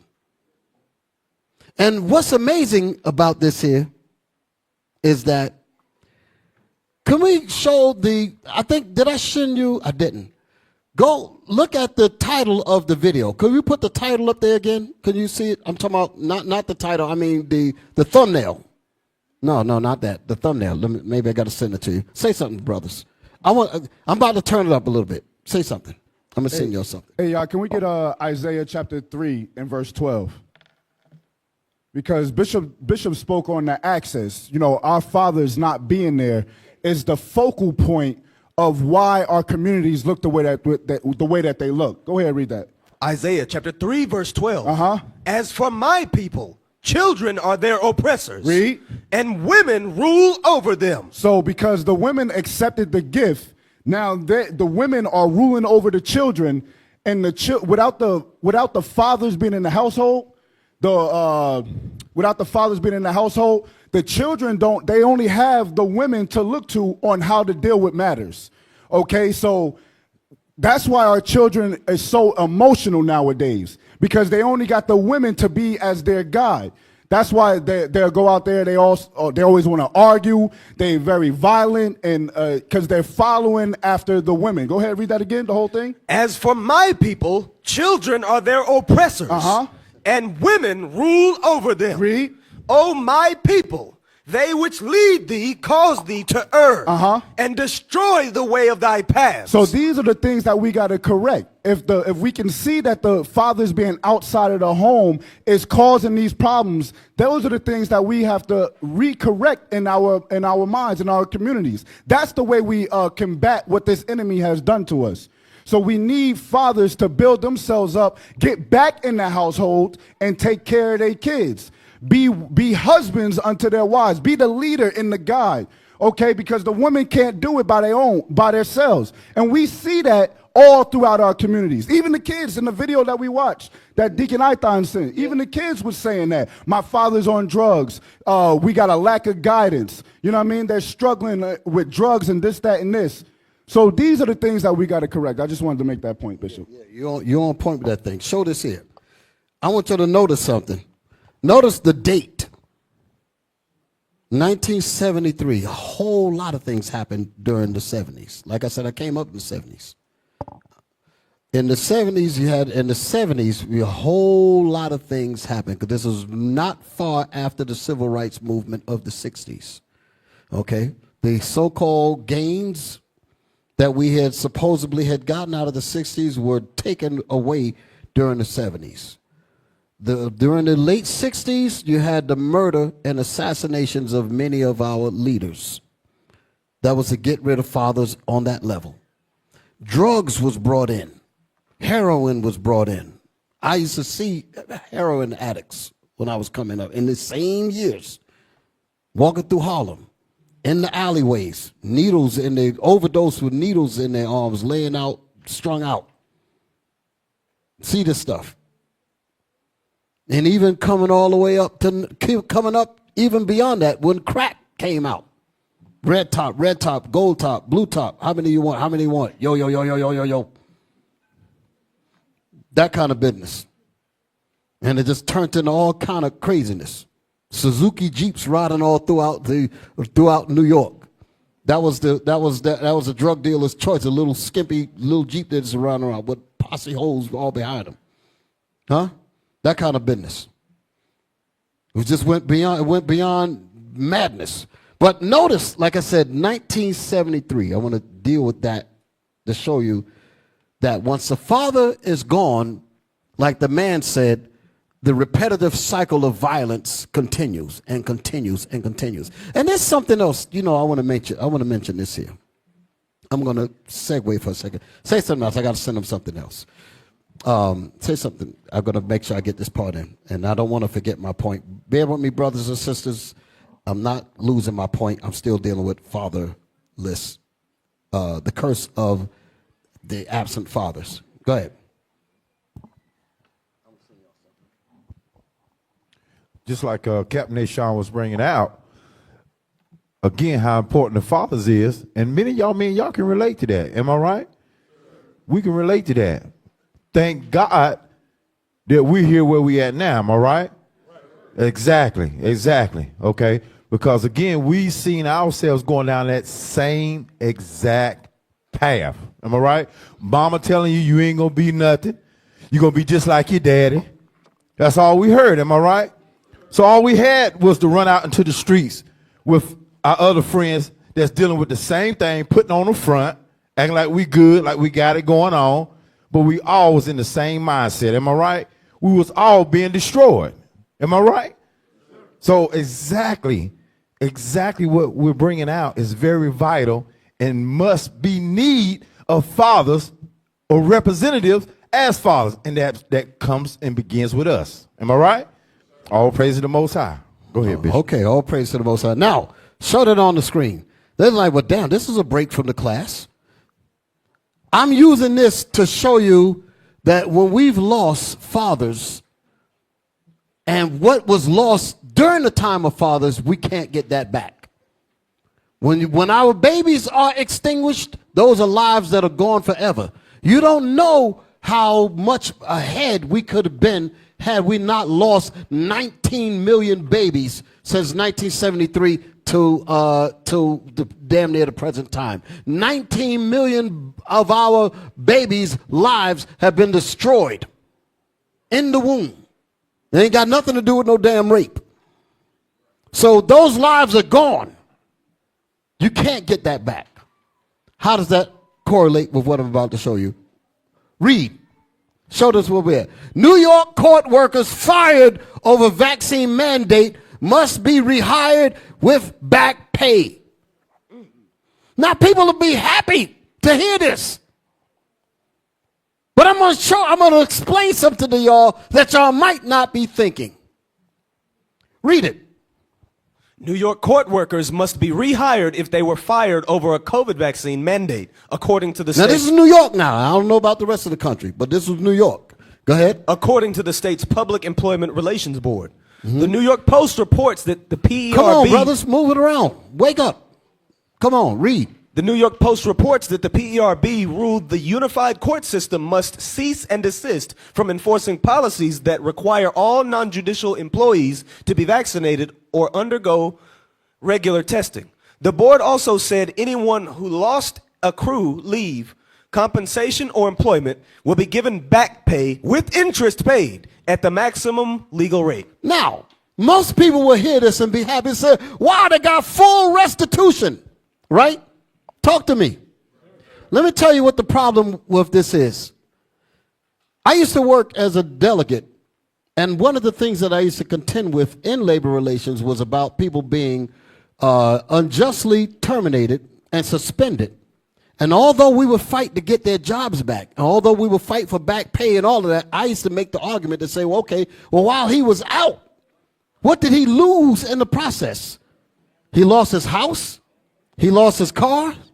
He lost certain things because he had to deplete his savings and all of they don't give you that stuff back. You give him back pay, but what about the house that he lost? What about the car that he lost? His credit went beyond this and that. Why am I correlating this with what we just happened here? Even if we brought everything back now, we could never get back all of the lives that were lost and the benefits of those fathers being. You understand what I'm saying? The only restitution that's going to come is when God destroys our enemies. You understand that? But these people ain't even trying to give it back to us on no level at all. They want to continue to psych us out to make us think that we are okay when we are literally dying by the minute. So that's why I read that. There ain't no compensation. There ain't no real compensation. You got a mortgage on a house. You got car notes and all that. All of a sudden your money's just cut off. How you going to pay for that stuff? Now they're repossessing that goes on your credit report. They repossess your house that goes against you on credit. So you give them back pay. Do you get them their house back? No. Do you get them the cars back? No. Do you repair their credit? No. You understand? But my point is, this was being done with impunity. And that was why I had such an issue when I was dealing with that back then. Because the same thing is happening here. Y'all all right? Okay. That's enough of that. That's enough of that. Where am I at? So I'm making a point. I'm going to move on. Like I said, when black men are basically being told by their women that they are replaceable, the man is considered replaceable because a government paycheck that leaves the father spiritually broken. And spiritually broken goes into so many different areas. You see these brothers out here in the streets with complete despair in their faces. You can see the brokenness in their spirit. You can see it. It's all in their faces. It's all in their spirit. And that he leaves the home not having any real connection to his family or his children. That's a terrible thing. Y'all hear what I'm saying? You want to see your sons. You want to be a part of your son's lives. You want to be a part of your daughter's lives. You want to be a part of the family. And they're only treating you like you're a dollar bill. Just an old bill. Y'all remember that old, what was that Saturday night? What was that? I'm just an old bill. Yeah. Sitting on the Capitol Hill. Yeah. They treat us like that. Well, all right, just a little laughter. Help you get over it, right?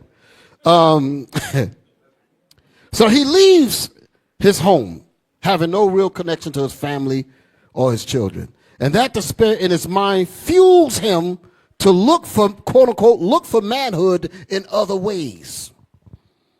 Get a gun, go sell dope, get into a life of crime. Different things like that, trying to big himself up. Y'all understand what I'm saying? We try to find ways to compensate for our manhood because our manhood was taken away from us as fathers. That's a big deal. He's not really allowed to make money in quote unquote legitimate ways so that he could boost his manhood spirit up. No, he can't do that. So what does he end up doing? The only game that the man left us to play is selling drugs. Now that was actually a quote out of a movie from the 70s called Superfly. Y'all remember that? Superfly, I'll just make this point. The movie Superfly, I think came out in 1972, was about a drug dealer who was trying to get out of the drug scene. Okay? But getting out isn't really a reality to many of our black and Hispanic men that's in the ghettos of America. Y'all understand what I'm saying? I'm not making an excuse for them, but I'm just saying that somebody has to guide these men so that they don't have to just resort to these kinds of things here. And that's why schools like what we have here is so important. Teach you men, how to be responsible, how to get your lives together so that you don't go into these bad situations. become real men so that you could be real husbands to these sisters. A lot of these sisters, they didn't come from some silver spoon deal. They came from homes where fathers were not there, so they're just as messed up as you are. But the laws of God is required to fix us all. And that's the point. This is the haven where you're supposed to be able to get that. You understand? And yes, our enemies are trying to shut this down as well, because their whole objective is for us all to be, all of us to be aborted in the clinics. They hate the fact that I'm even born. They say, who learned the mama to let that nigga out? That's how they think. That's how they talk. Where'd you come from? How in the hell did you get up here thinking like this? You understand? We all supposed to be crazy. Some real stuff. Show me my book, Countering the Conspiracy. There you go. Show that on the screen. So now you got sons that are growing up without fathers. We can ready to speed it up a little bit. Read this. Countering. Read the title of it. Countering the. All this is coming out of the 70s. Go ahead. Countering the Conspiracy to Destroy Black Boys by Dr. It's a conspiracy. We have to counter the conspiracy to destroy black boys. Notice that it's talking about boys because boys become fathers. Boys become fathers. So it's easier to kill a boy before he becomes a man. So kill him as a boy so that by the time he becomes grown, he's no threat. Fathers would tell you that. Fathers in the home would help avoid this. Read. Come on, get inside the book. Read that. Chapter 2, fourth grade failure syndrome. Fourth grade failure syndrome. Go ahead. Since 1974, I have been a national consultant. The I is Jawanza Kunjufu. He's the doctor that wrote this book. Okay? Since 1974, remember we looked at 73, did we not? We're going to see some 70s roll through here in a minute. Go ahead. Since 1974, I have been a national consultant to the public and private schools, ranging from preschool through college. My responsibilities are to conduct workshops for teachers and parents to provide cultural assembly programs for children. It was during my travels that I recognized the conspiracy. It was during my travels that I recognized the conspiracy. How many people don't even recognize the conspiracy? Certainly your so-called government officials don't. They recognize it, but they ain't going to tell you about it. Go ahead. Often so subtle. Often so subtle. Let me tell y'all something. I wish I could find this clip. It was on Donahue. Donahue, the regular talk show in New York. Well, I say New York, but I guess it was all over the country. And I'm trying to remember what the series was about, the particular topic was about. I think it was something about black men and black women relationships. That was always getting good ratings. And there was a black man who was a school teacher, light-skinned brother, had on a sweater. And I remember him standing up because he was talking about the reason why black women and black men are having so much trouble together is because a lot of the black men are being systematically excluded through the educational system. And he was a New York City school teacher that stood up and spoke like a man.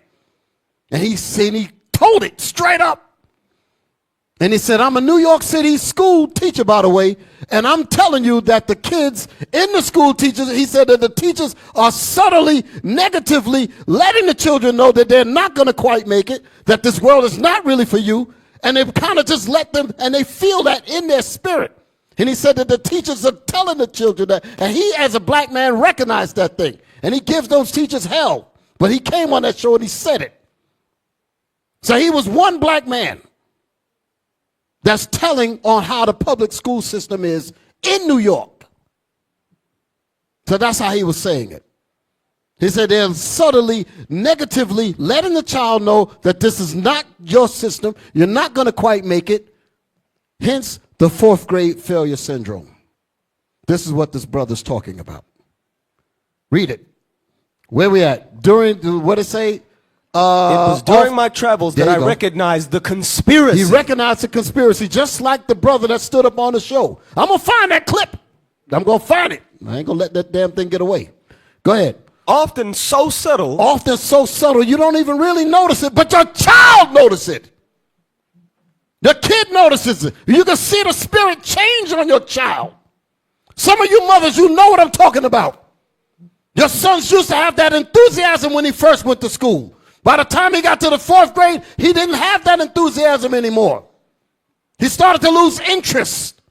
That's because his expectations, the teacher's supposed to have expectations for the child. Supposed to encourage him. Supposed to look into it and say, you're better than that. You're special than that. Malcolm X told you that. Malcolm said he wanted to be a doctor. He said he wanted to be a lawyer. And then the teacher said, oh, no, Malcolm, no. No. You know, that's not a good career for a colored. He left the school right after that. He said, the hell with this. He dropped out. No expectation. This is what happens to our kids. Read. Mentioned previously. Let me first begin with the So I say that because that's the reason why it's important for us to educate our own children. That's why we have these programs here. You hear me? Get your children out of these damn death camps that's killing their damn minds. Come on. Let me first begin with the innocence of black boys who bring enthusiasm to the classroom, trust their teachers, and are willing to please. That's us. And they say we're super predators and all of that. That ain't how we start out. Go ahead. Daryl, who just turned 5, has just completed 2 years of Head Start. His mother informed me that Daryl's only major regret about Head Start is that it lasts only 3 hours per day. Go ahead. But now Daryl could not wait to see his new teacher. He's enthusiasm. He wants to learn. Excited. Always want to build, tinkering with things. Come on. Miss Ford. She smiled at him often and helped him with his shoelaces. I guess the only regret he had about Miss Ford was that she insisted he eat his broccoli, which was not Daryl's favorite food.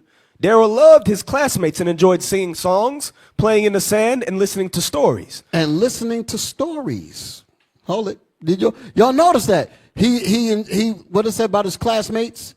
Where's that part? Daryl loved his classmates. He loved his classmates. They don't say that about us. They say we can't stand each other. He had a nurturing spirit to want to be a part of his peer group. Go ahead. Loved his classmates. Go ahead. And enjoyed singing songs, playing in the sand, and listening to stories. Once his classmate Richard was sad about an incident at home. An incident at home could have been a fight between his mother and father, like the same stuff that we've been talking about. He sees his friend coming in, and his mind is all troubled because his father was just kicked out. The rent is due. They ain't gonna give me no money because you here, nigga. That's what the wife is probably telling his father. So the boy comes to school all messed up. This is my father. This is the man I'm supposed to be looking up to. I come to the school and nobody cares about me, but yet Daryl said, yo, I see you got a problem. Empathy. Come on. And Daryl was quick to provide instant cheer. Daryl was an eager student. Miss Ford commented, he asked so many questions. He asked so many questions. Inquisitive. Brilliance. Let me tell you something about this. This particular situation that we're reading about here, I believe the doctor in this book highlighted this same brother that when he found him in the earlier grades, I think in first or second grade, you know, they have these national tests for IQ. They said this guy was in the 98th percentile of the intelligence of all, white or black, of the whole damn country. Literally a walking genius. This one kid showing you that we are brilliant people. You understand what I'm saying? And I say that because that expectation has to be brought to you.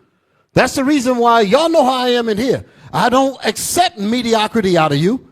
I don't accept no half-ass stuff. I want your best because I know it's in you. Don't give me no half stuff. I want to see you do your best because I know the best is in you. I'm not talking about you feeding me per se. I want to see the best come out of you. Because that's how it's supposed to be. Your fathers are supposed to say, son, I want the best out of you. Daughter, I want the best out of you. How dare you squander yourself for something less than the best? That's how fathers are supposed to talk. That's how leaders are supposed to talk. They're supposed to encourage you to do your absolute best. Go ahead, read. He loved the alphabet and numbers as much as he loved playing with dump trucks in the sand. Daryl enters the primary division of the neighborhood public school. Oh, here it is. The primary division. Go ahead. Many important and tender moments occur in these formative years of kindergarten through third grade. Come on. Daryl still sings, but not as loudly and with less enthusiasm. Because the expectation of him to be great is not being pulled out of him. Go ahead. He likes all of his teachers, but each year a little less than before. Each year a little less than before. This spirals all the way into drugs, jail, and all of that. From a person that was once a genius, end up in a damn prison system. School to prison pipeline. This is the reality. Come on. And none compares with Miss Ford. And none compared to Miss Ford. I remember I had a teacher like that. In New York, public school, third grade, her name was Mrs. Smith. I ain't never going to forget that woman.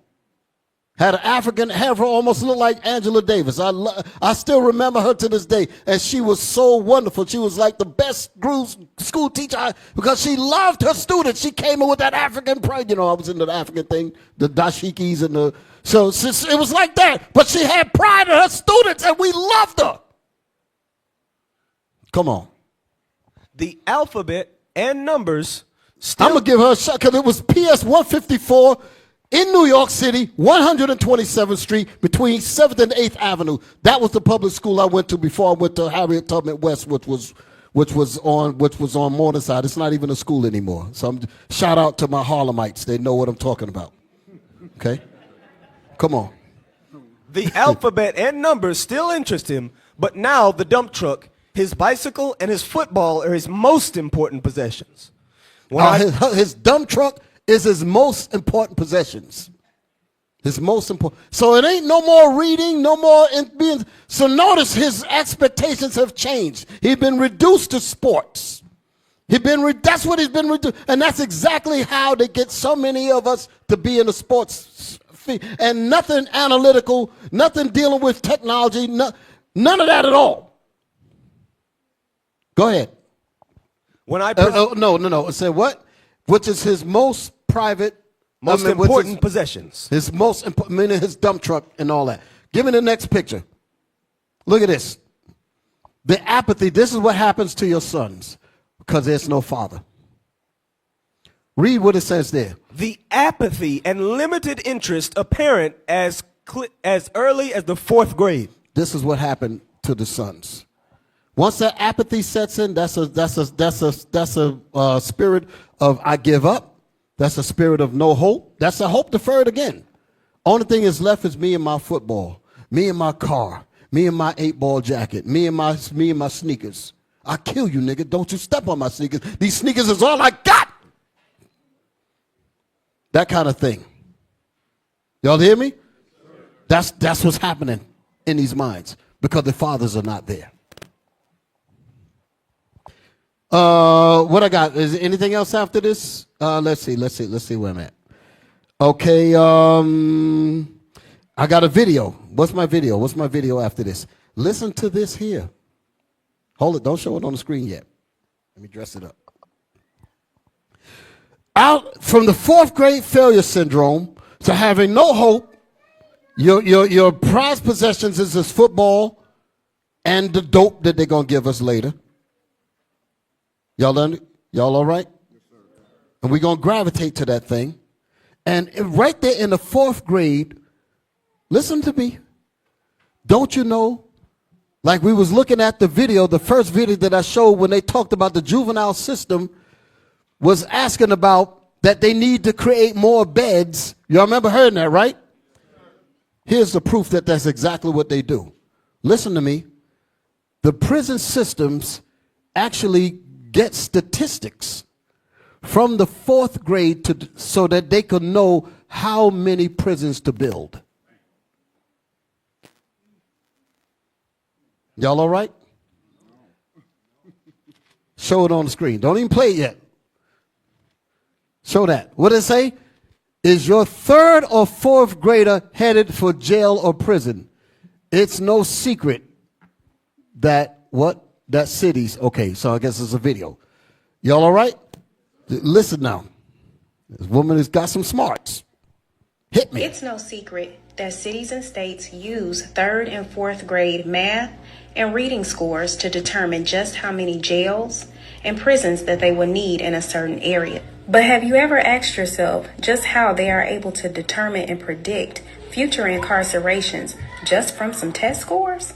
Hold on, I'm finna tell you. They are using something that is known as the Matthew effect. What is the Matthew effect? The Matthew effect states that if your child does not learn certain key fundamental skills by the 3rd grade... Stop. Certain key fundamentals, math and reading and those kinds of things, right? But they encourage you in the football, they encourage you with such a... All of these people are not going to the pros. Damn near hardly none of them. So what's going to happen to the rest of these guys? They don't really have the skills to go into math, science, and the rest of the things. They don't have those skills because they're being shunned off of it, as we pointed out with the 4th grade failure syndrome from the school. And the brother in New York that actually came on the talk show and said it, straight up language. He was pissed off too. Play on. Then chances are they will never learn them. Hold it, back it up again. Back it up a little bit. Fundamental skills by the 3rd grade, then chances are they will never learn them, and the gaps that they have will continue to grow. According to statistics, illiteracy leads to higher crime rates, and higher crime rates leads to higher incarceration. So if they take those test scores within the area of the 3rd and 4th grade and they see that they are low in reading and low in math, well, then that tells the state, that tells the city that more prisons and more jails need to go up, because these 3rd and 4th graders statistically will be illiterate, which means higher crime, which means higher incarceration. What y'all think about that? So abortion ain't our only problem. It's a big one. But you see that we are at war. And we, fathers, we got to step it up. We got to step it up. Let's see what I got next. Okay, like I said, show me on the board what we got next. What's the next thing up? Okay. Yeah, this is what I needed. Show that on the board. The United States is home to 5% of the world's population. Before you even move it, look at the graded area and look at the United States. That's pretty much an accurate depiction of how the world looks. I know you look on certain maps and they got America looking all huge and all that. All that's due to racism, right? Try to make you think white supremacy, such and such. But this is more accurate. You dig it. Africa is a whole lot bigger than America. Okay? So you just got some understanding there. So the slide says the United States is home to 5% of the world's population. Give me the next slide. But 25% of the world's prisoners. So 5% of everybody of the world population is in the United States. 5%, 95% of everybody else of the whole planet lives everywhere else. America is only 5% of the world's population, but yet within that same 5%, America holds 25% of the world's prisoners. Let your head wrap around that for a minute. 25% of everybody in the jails around the world is in American prisons.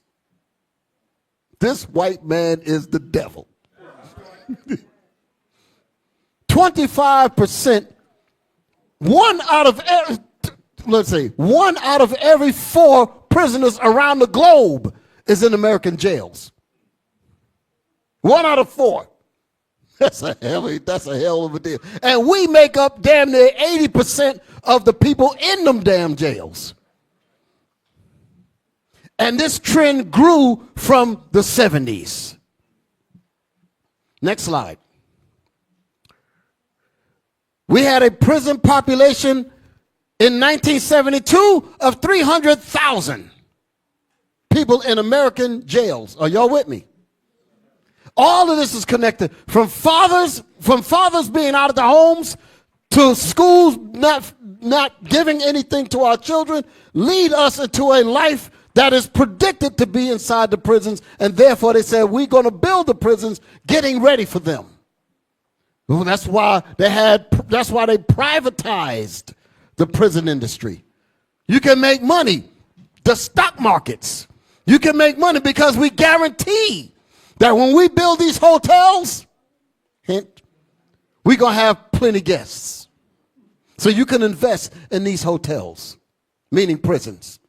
Because we're not building hotels to not have guests in them. We're going to build these hotels because we are expecting that the majority of black and Hispanic people will be incarcerated. And we're going to set up laws like the 13th Amendment to help them get there. The clause in the 13th Amendment to get there.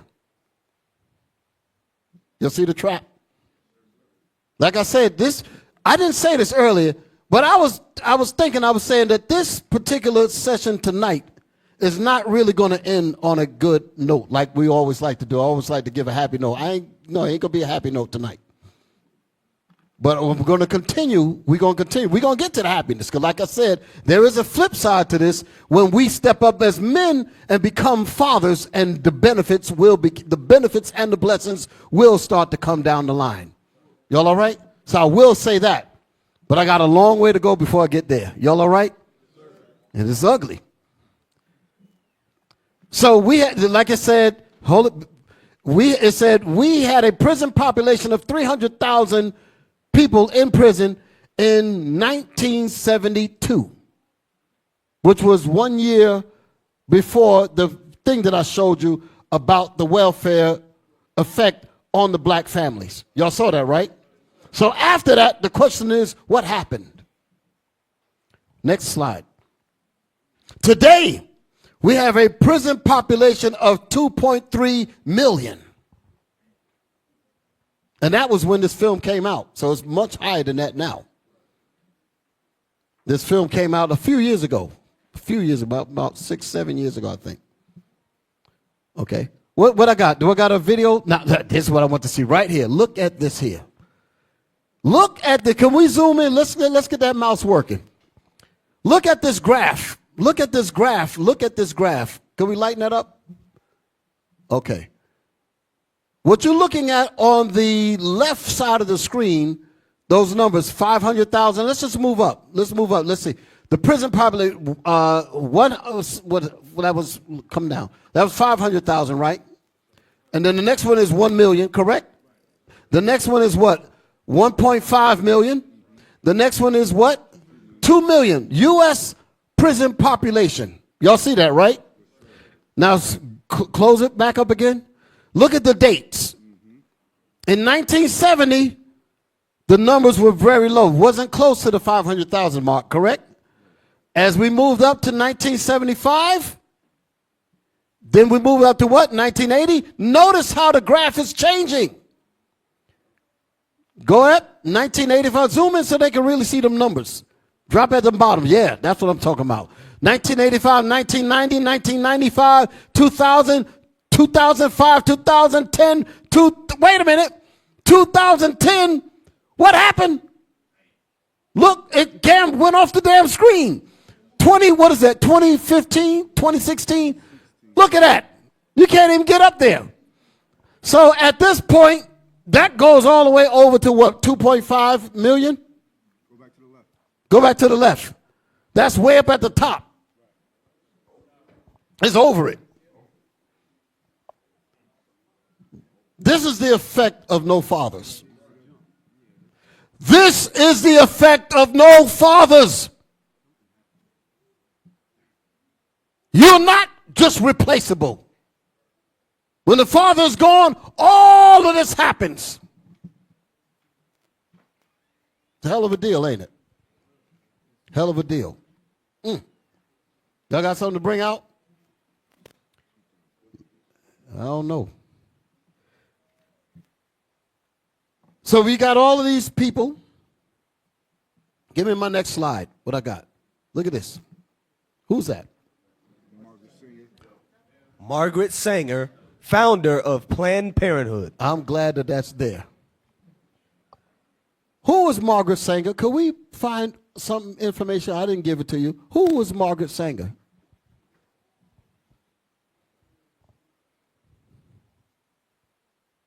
Who was Margaret Sanger? I mean, who was she? I mean, like, that she's ahead of it, but I mean, what was she about? Read that. Come on, brothers. I ain't looking at it. Margaret Hagen Sanger, born Margaret Louise Higgins, September 14th, 1879 to September 6, 1966, also known as Margaret Sanger Slee, was an American birth control activist, sex educator, writer, and nurse. Nurse, that's scary. Go ahead.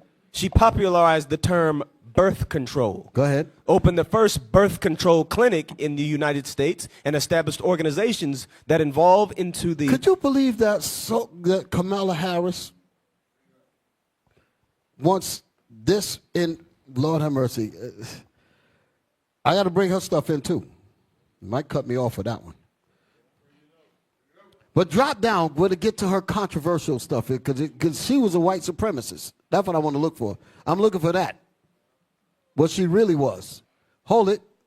Including negative gender. There it is right there. Number 7. Read that. Number 7. Sanger has been criticized for supporting eugenics. Stop. Planned Parenthood is basically a eugenics center. Read that again.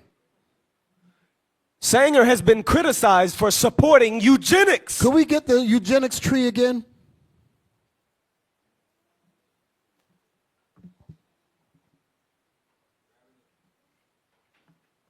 You can read on this. Somebody else look for it. Look at this here. It says, what does it say about this thing here? Eugenics is the self-direction of human evolution. It's like a tree. Eugenics draws its material from many sources and organizes them into an inharmonious entity.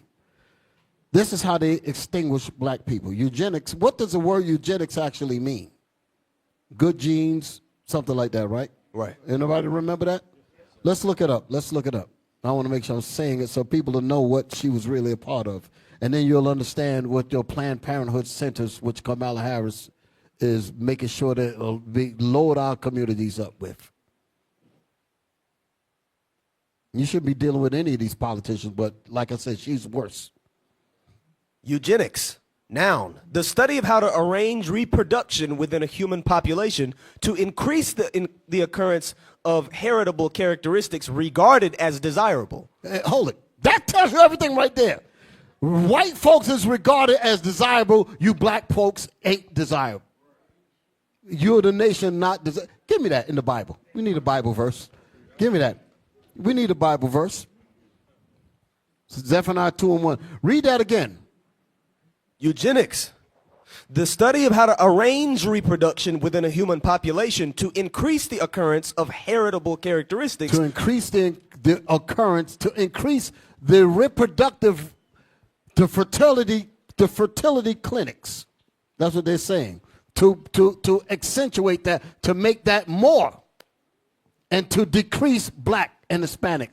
They were sterilizing Puerto Rican women. Did y'all know that in history?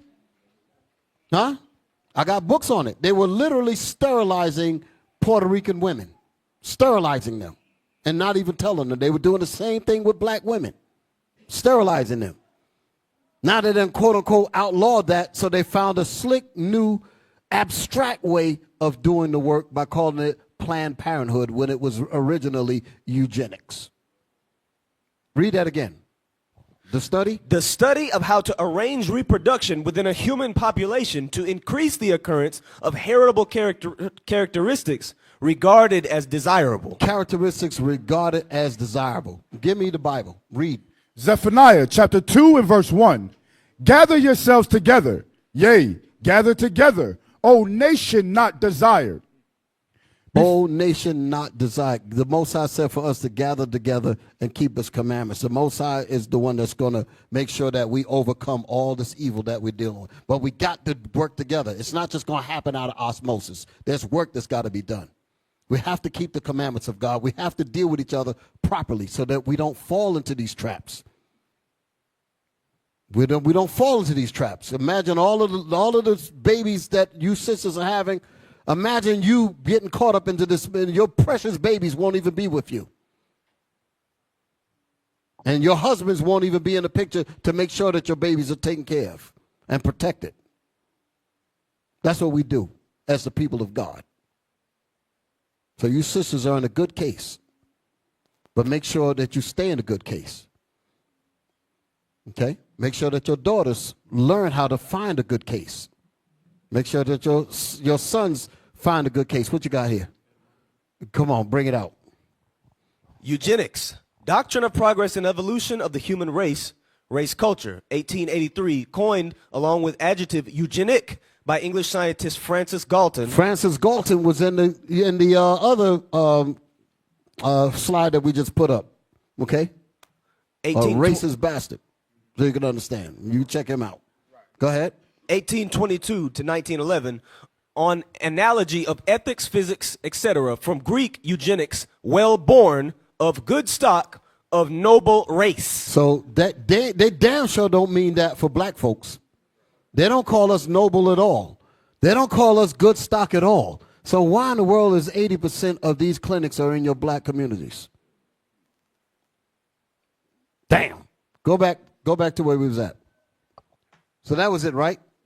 There was a little bit more? Just that. Go back. Come on, bring it out. From you, good, C-U, plus genos, birth. From root, gene, give birth, beget. That's what the fertility clinics are about for white folks. And that's why Planned Parenthoods are for us. I saw a clip earlier. Let me see if that's coming up next.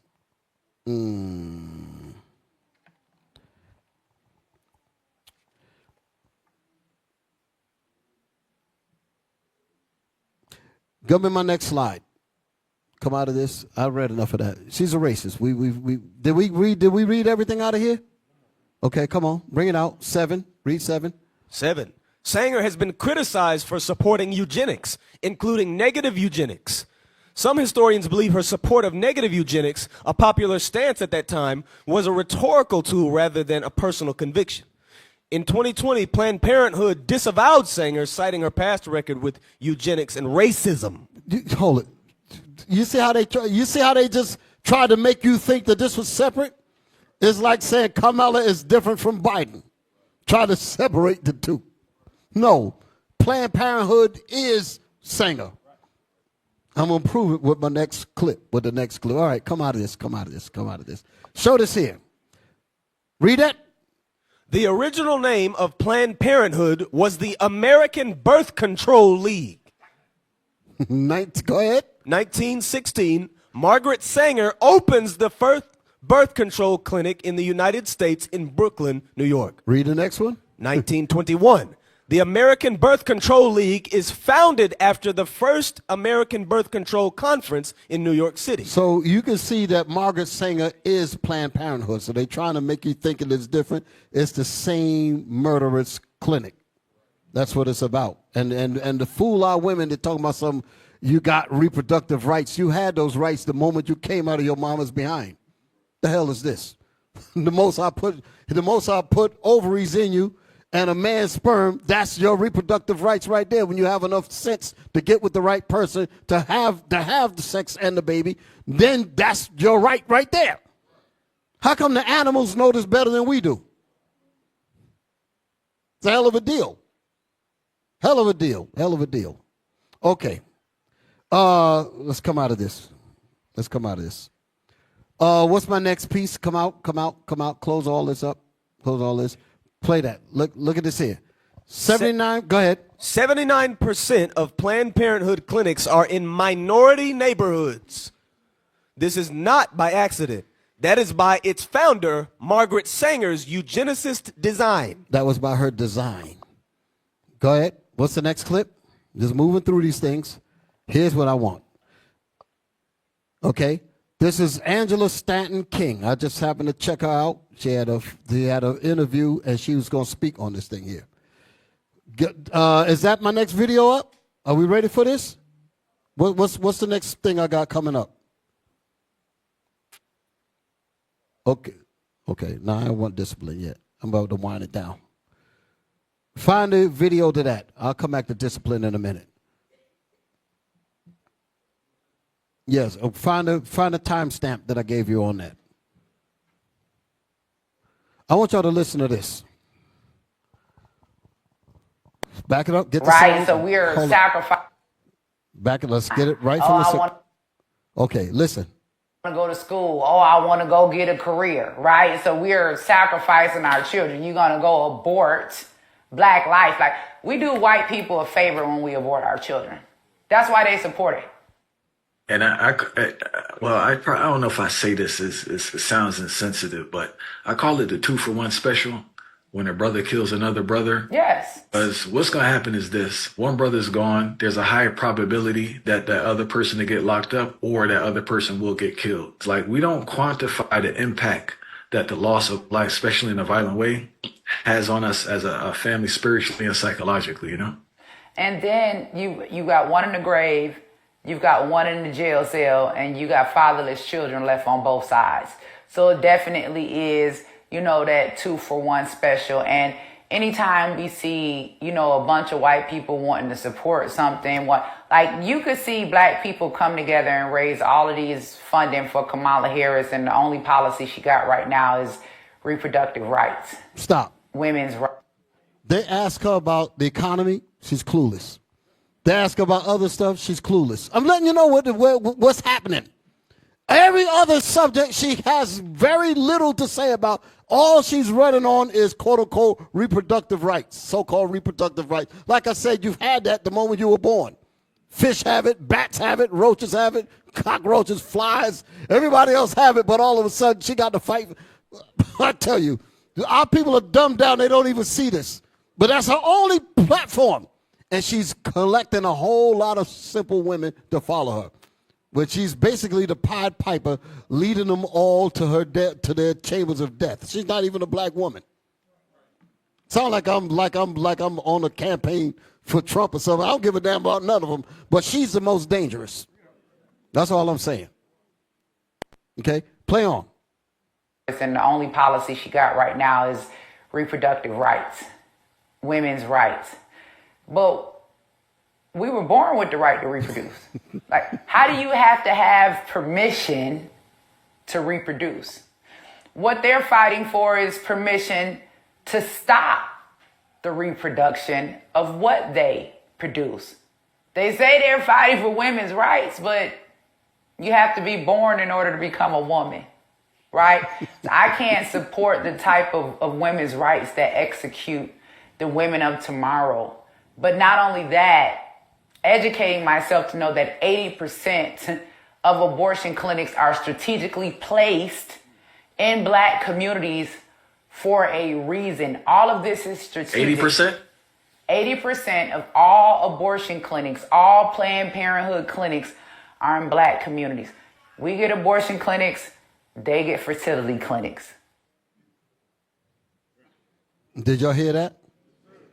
There was another part in this where, that's where I stopped it, all right? She made a point somewhere, I thought I had the clip. She made a point that when COVID hit, listen to me, when COVID hit, everything was shut down. Stores were shut down, courts were shut down. Y'all saw the clip earlier. Guess what thing was not closed down during COVID? Planned Parenthood. You could have came in there coughing, no mask, nothing. It was wide open. We'll take you. They had that six foot apart crap. None of that. It was open. They did not close that. That's something to think about, ain't it? All right.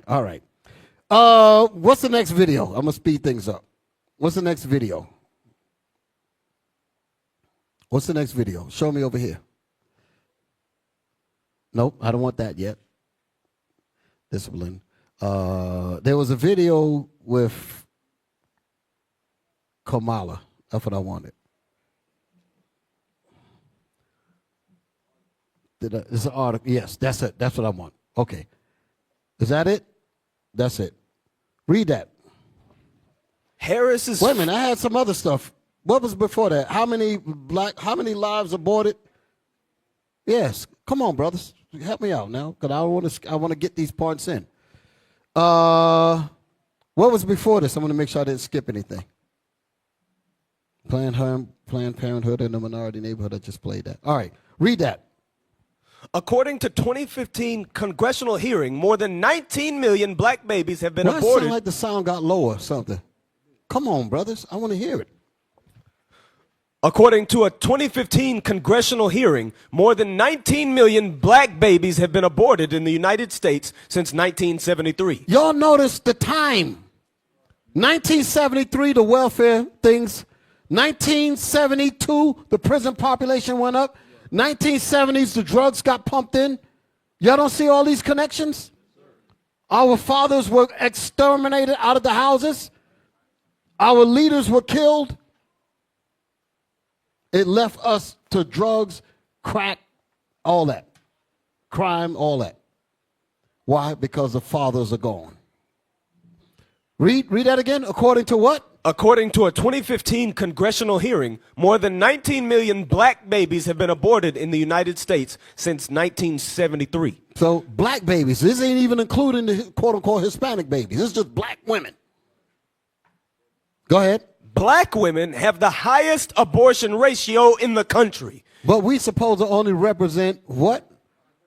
5%. No. That was of the United. Black women make it up only 14% of the childbearing population at the bottom. So 14% of the childbearing population in the country, how the hell do we end up with the highest abortion rate? That means the majority of those 19 million babies come from only 14% of the population. That's a lot of babies. Read that whole thing again. According to a 2015 congressional hearing, more than 19 million black babies have been aborted in the United States since 1973. Black women have the highest abortion ratio in the country. That's because we love sin. That's because we love sin. That's part of my lesson too. Go ahead. With 474 abortions per 1,000 live births. That's damn near, hold it. Let's get the math. That's nearly half. That's nearly half of all the abortions in the country.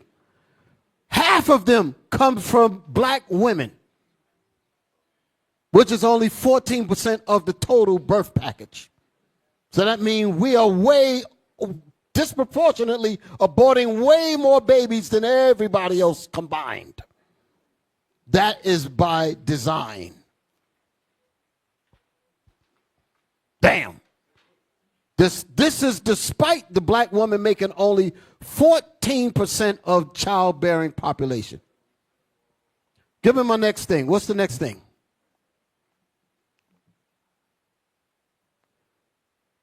Go ahead. What we got? Harris's frank talk about abortion and its impact on women's health might energize voters.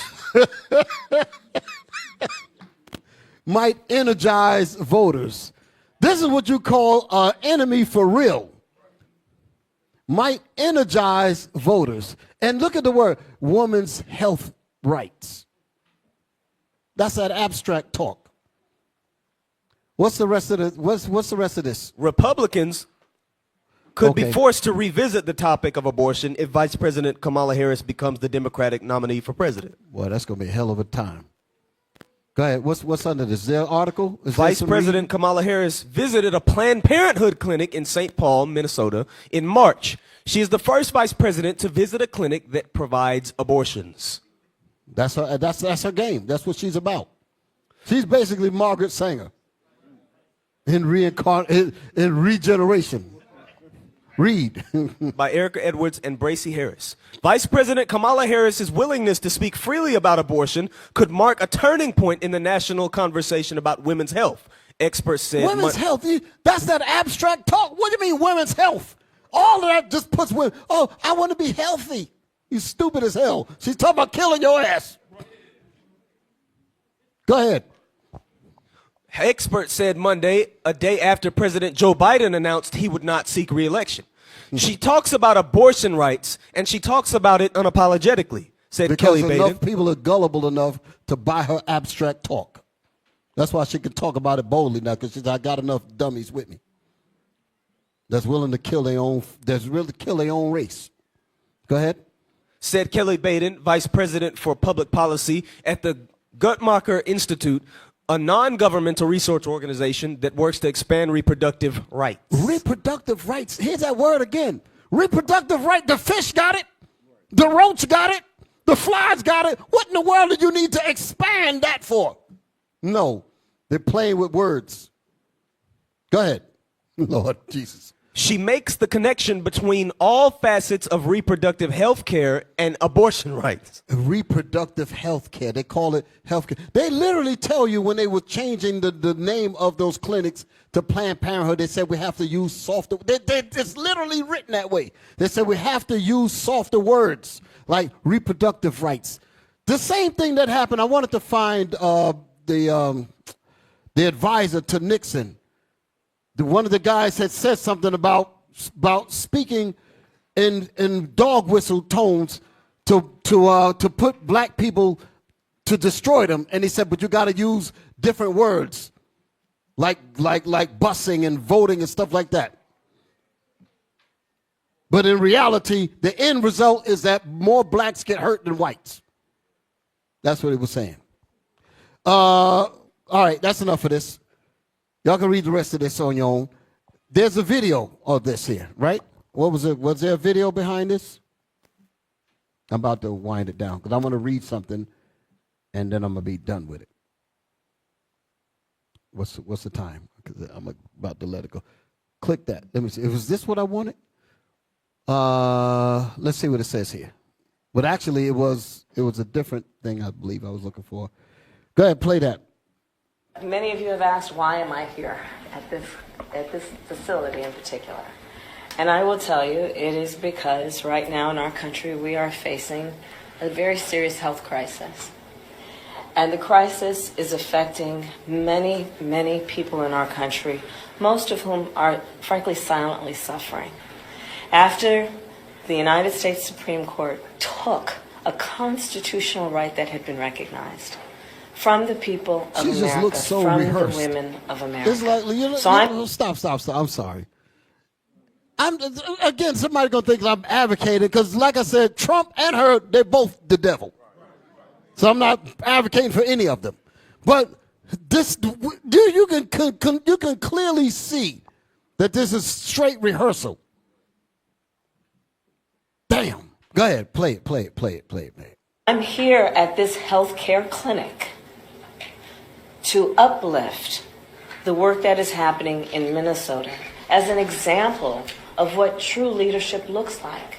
True leadership, which is to understand. I can't take no more of this woman. True leadership in destroying our people. All of those statistics that we just saw, all of that information, and she's basically saying, I want to put the nail in the coffin. That's what she's talking about. Get me past this thing. What's next? What's the next thing? Huh? You got the video? Yeah.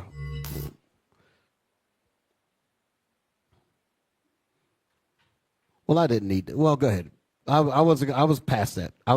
Never mind that. Let's get back to where I was at because I already explained it already. Give me. So that was NBC News. Okay. Give me Leviticus 19:29. Leviticus chapter 19 and verse 29. The reason why all of this, the word abstract. Yeah, put that up there. Then we're going to read this here. This is what I meant when I said abstract. I call it Mrs. Abstract. Abstract, adjective. Existing in thought or as an idea, but not having a physical or concrete existence. Do y'all understand the connection of why I'm bringing that out? Because she's saying things and not really saying it. That's abstract. She's calling it reproductive rights and all of that, but in reality, it's eugenics. That's what this is saying. That's why I'm having that read there. Okay. Was there more to that? 2, relating to abstract art. Abstract pictures that look like commercial color charts. Similar, non-representational. Non-representational meaning is not what it really is. Okay. Similar, theoretical. But not the real thing. So you thinking it's about health rights and all that other stuff when in reality it's about aborting your children. That's what it's about. All right, let's come out all of this. I done went way out. It's part of the lesson, but somewhere I went off from how I wanted to be further than this. Let's get the scripture. Read that. Leviticus chapter 19 and verse 29. Do not prostitute thy daughter to cause her to be a whore, lest the land fall to whoredom and the land become full of wickedness. Stop right there. Now, I'm coming to you, brothers. What does it mean when it says the land become full of wickedness? When we can back up and get the rest of the verse, it says, do not prostitute thy daughter. Let's just break it all the way down. I'm going around the room. Who wants to break that down? Do not prostitute thy daughter. You know what? There was a video that I meant to show. Hold up. I'm going to give you an example of this here. Hold on a second. Go ahead, ask that question. Answer that question. Somebody stand up and answer that question. We shouldn't allow our daughters to wear certain things or do certain things that would allow them to be easily used by men. Okay. Read it again. Read the verse again. Yes, sir. Do not prostitute thy daughter to cause her to be a whore. So I'm going to break it down. Do not prostitute thy daughter. What does it mean? Stand back up. What does it mean to prostitute your daughter? To sell your daughter. No. You said it earlier. Just repeat it. I didn't hear you. We shouldn't allow our daughters to, like wear certain things or do certain things that would allow a man to lust after our daughters. Okay, that's good. Okay, and it says to cause her to be a whore. What that part mean? Well, give it to somebody else. Let somebody else get it. To cause her to be a whore.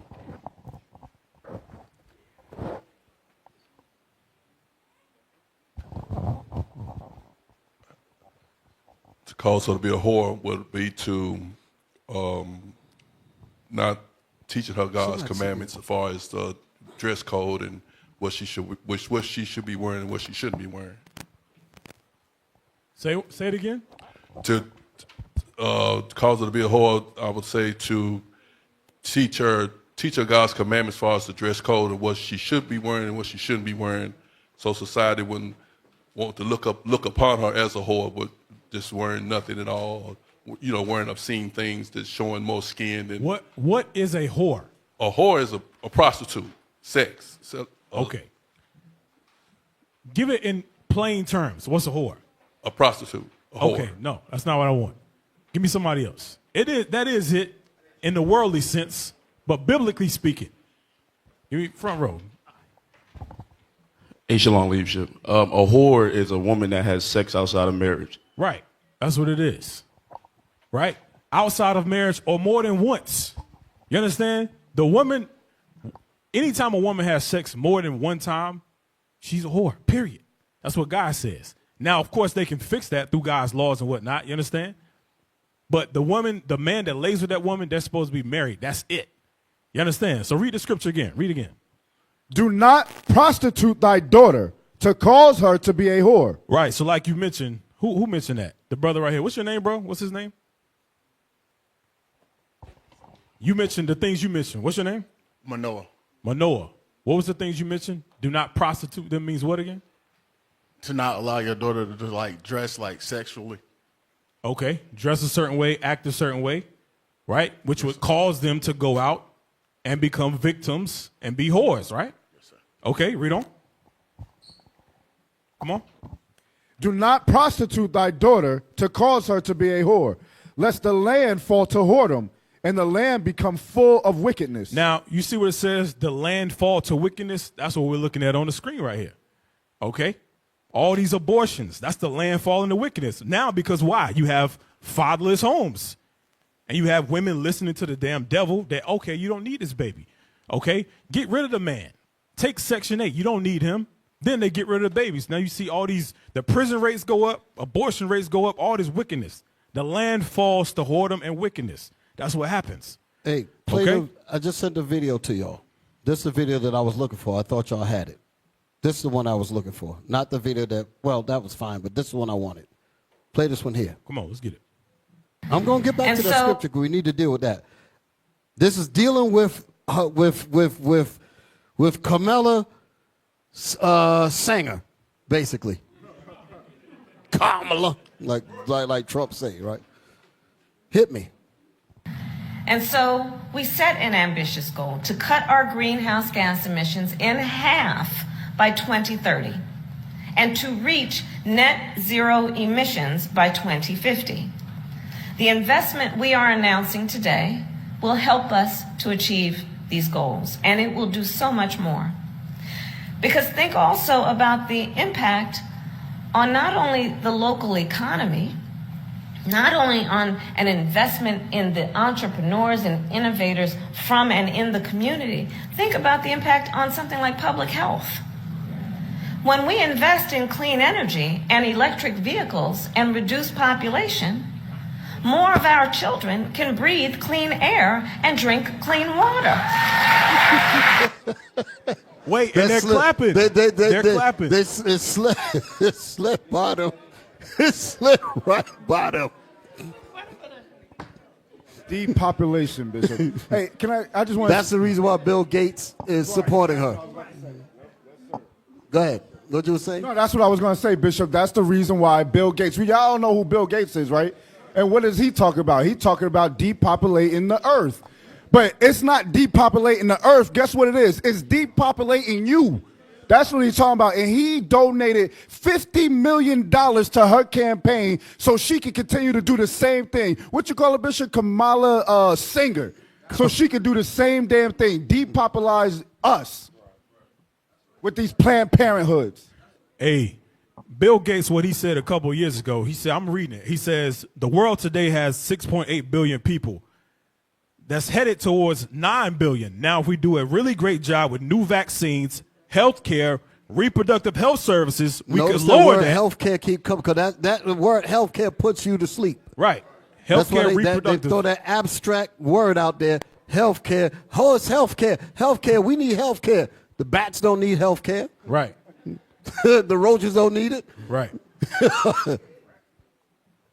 Go ahead, brothers. But no, he said we could lower that by 10 to 15% if we do good with all these other things. So it's all the same filth, man. It's all the same.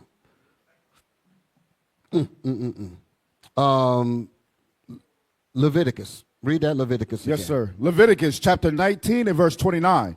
Do not prostitute thy daughter to cause her to be a whore, lest the land fall to whoredom and the land become full of wickedness. So could somebody just explain that whole verse? Just break it, just go from the beginning all the way to the end. Hey, y'all are fathers in here. Y'all are men. Y'all should know.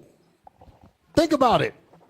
Hey, Shalom leadership. Most High Christ bless. Most High Christ bless. In the aspect of what it what's your said, Soldier Elimelech, Columbia, South Carolina. In the aspect it says, do not prostitute thy daughter to cause her to be a whore. Like the brother mentioned of her wearing things that you know whores wear, allowing her to go out and do whatever she wants. You're not being that protection or that guide for her to keep her away from being a whore. Okay. Well, let me stay with you for a minute. When it says do not, so what happens when you do allow her to be a whore? What happens? Because that's what this is saying. You got to you got to look at the other side of how it's asked, how I'm asking the question. Because if it's telling us not to do it, so what happens when we do it? The land becomes polluted. Well, give me some examples. Like Planned Parenthood, you have single parent homes and things like that. You have unclean children. Those things come out of allowing your daughter to become a whore. Okay. Anybody else? Get my brother up front. Because listen to me. an answer to this question is very, very deep.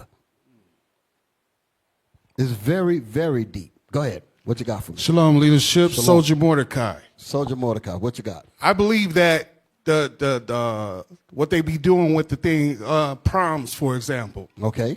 That's an example of prostituting your daughter to be a whore. Okay, because she's at the prom now. Right. She's- And then at the date, she dating a young man that's not her husband, Mhm. and they're alone together. What I'm saying? What goes on at all? Mhm.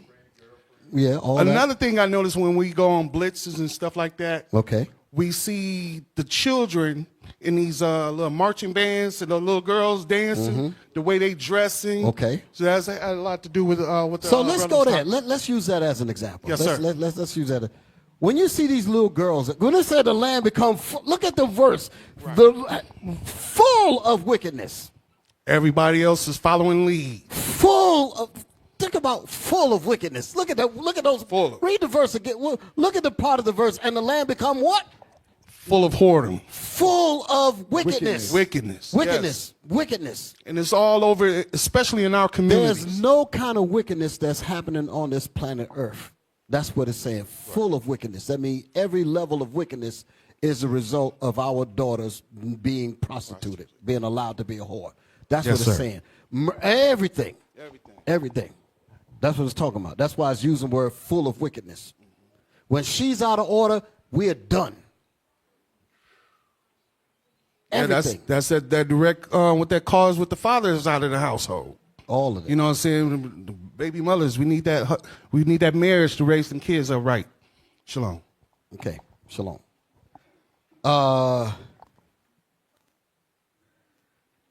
Full of wickedness. Full of wickedness. Think about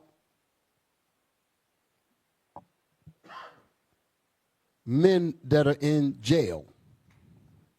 Why is the majority of men in jail? Don't just say women. Give me some examples. That's what I'm talking about. Give me some examples. Give me some scenarios.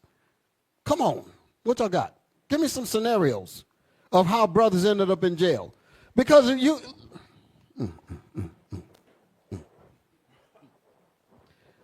Women, many men have... Give me that in Esdras. Give me that in Esdras. I'm going to try to help you out with time running. I'm about to end it. Like I said, I ain't going to keep y'all here all night. About another 10 minutes, 15 minutes, and I'm done. Because, again, I got to go through all of this. Ezra's 4 and Zerubbabel said that the woman is the strongest. That one. Start there. Go ahead. Read. Yeah. No. Well, that's the point. Yeah. Go ahead. Read that. I'm trying to figure out where to start at, but. First Ezra, chapter 4, verse 26. Yea. Many Read of their, above that. I want more than that. I want to gut up there about what the men will do. Let's go to where he said, and the one that spoke of women. Start up there. Verse 18. Yea. Yes. Listen and up, if men- brothers. Where are we reading that? First Ezra, chapter 4, verse 18. Now, why am I reading this? Because I'm not talking about a righteous woman. You're supposed to fight for a righteous woman. You're supposed to do all these things for a righteous woman. But what do men want? Men want the coochie. And women know that men want the coochie. Y'all all right? And when men can't, when women holding back the coochie and give you the coochie when she want to give it to you on your conditions, on conditions that she give you. In other words, you got to sell drugs. In other words, you got to do this. You got to do that. If you don't do that, you ain't going to get none. That kind of thing. So men will go out of their way, out of their wits to get that thing. You understand? There's a whole level of understanding that goes with this here, with what I'm bringing out. Because the woman is not even supposed to be in this kind of posture. She's not even supposed to be there. I want to read something. I'm jumping out because, again, I wanted to get to this. Go to Exodus. I'm jumping way out of sync. Go to Exodus. I'm going to show you something. When the land becomes full of wickedness.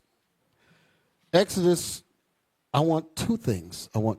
I'm scrambling around in my head. Okay, Exodus 22 and 16 and 17. I think I want both of those. Exodus chapter 22 and verse 16. Now, I'm going to take it back to the beginning of the class for a second.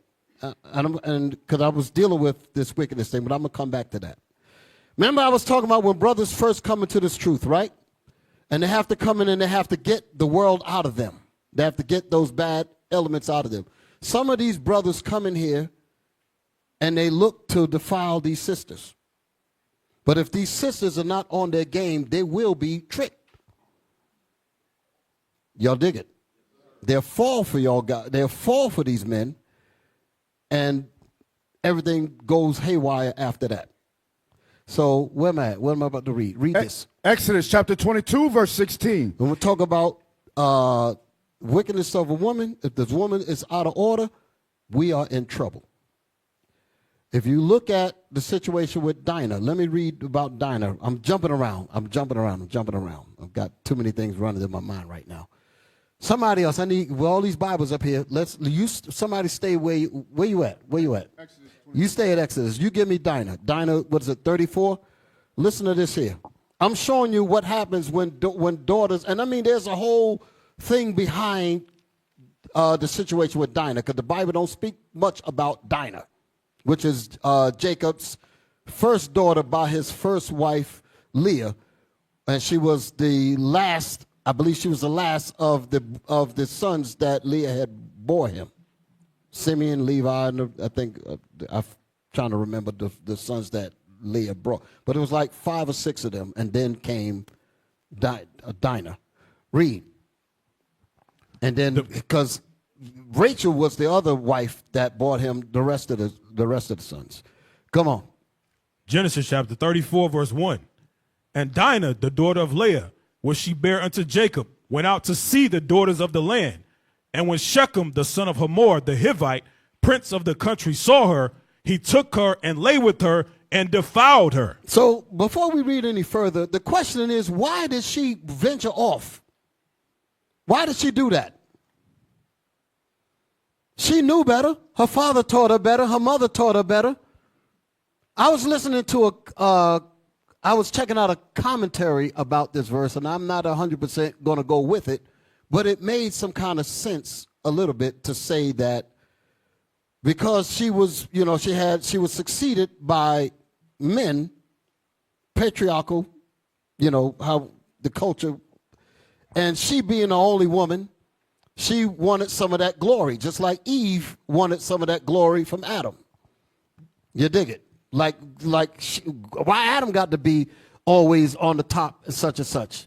Just like Miriam, why does the Lord only deal with Moses and not deal with us? Have that competition kind of thing in their mind. You follow me? That's commentary. That ain't the Bible, but I'm just saying it that way. So she wanted to see what the other women were doing, and went out there, out of her father's protection, out of her brother's protection, and got defiled. You're digging this.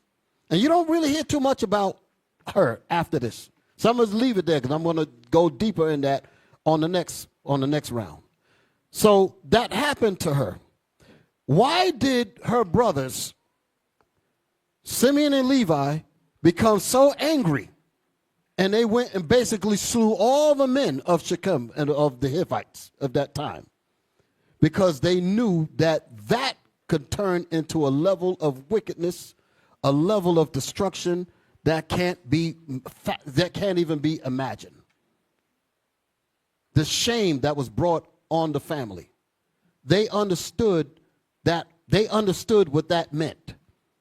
That's why it said that, cursed be their anger, when you read about them in Genesis 49, when it talked about Simeon and Levi, our brethren. That thing there. They understood that defilement was a terrible thing. So my point is, fathers have to be over these daughters to keep them from getting that defiled, because when that thing happens, you bring in a level of wickedness that is unbelievable. When these women are allowed to just go and lay and do, it brings a level of that's why it's saying that in Leviticus 19, and the land fall to all, it's full of wickedness. You can't keep up with it because it's that pronounced. When that woman is out of order, everything is in trouble. Everything. Everything is in trouble. There's no limit to the destruction that happens when she's out of order. She shake her butt on the corner. Negroes is shooting each other, selling drugs, doing it all because they want to be with. That's the wickedness that I was trying to get you brothers to see. In the jails and all, that's what I was trying to get y'all to understand. When you put these girls in these skimpy clothes and all of that, and they all on TV shaking and going on, men are losing their damn minds, will shoot up, rob, steal, do every damn thing because she's out of order. That's the point. She's not supposed to be like that. When she's out of order, that means there's no father there. Even if he's there physically, he's not really there. And she's loose and out of control. And all the evils will come in. All the evils will come in. There's a statement among Israelite camps that many of y'all might not know. Well, you might know about it. But a lot of Israelite camps, some of them, they don't even allow women in their congregation because of that statement. Because they say if they come in, we're going to have trouble. So they banned them. That ain't the Bible, though. That ain't the scriptures. Sisters got to get in here, and they got to get themselves right. Because we're men, we're going to fix you. All right? We ain't leaving you behind. The hell with that. Y'all all right?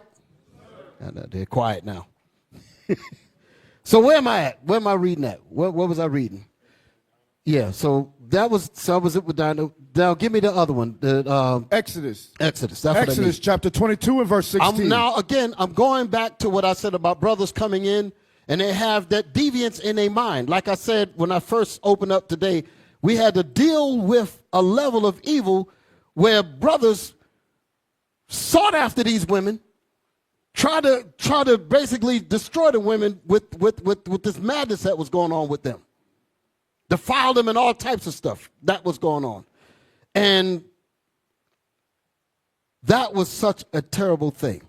So when these brothers come in, our job is to make sure that that does not happen. If sisters are coming in and they don't have fathers that's over them, then we become their fathers. And we make sure that brothers do not defile these sisters. Okay? But the sisters got to be willing to deal with the leadership. Got to be willing to deal with the fathers to prevent you from being defiled because these brothers got game. These brothers got game, tell you all kind of stuff, and you'll go along with it. I had some videos that I wanted to show y'all, and I didn't get to it yet.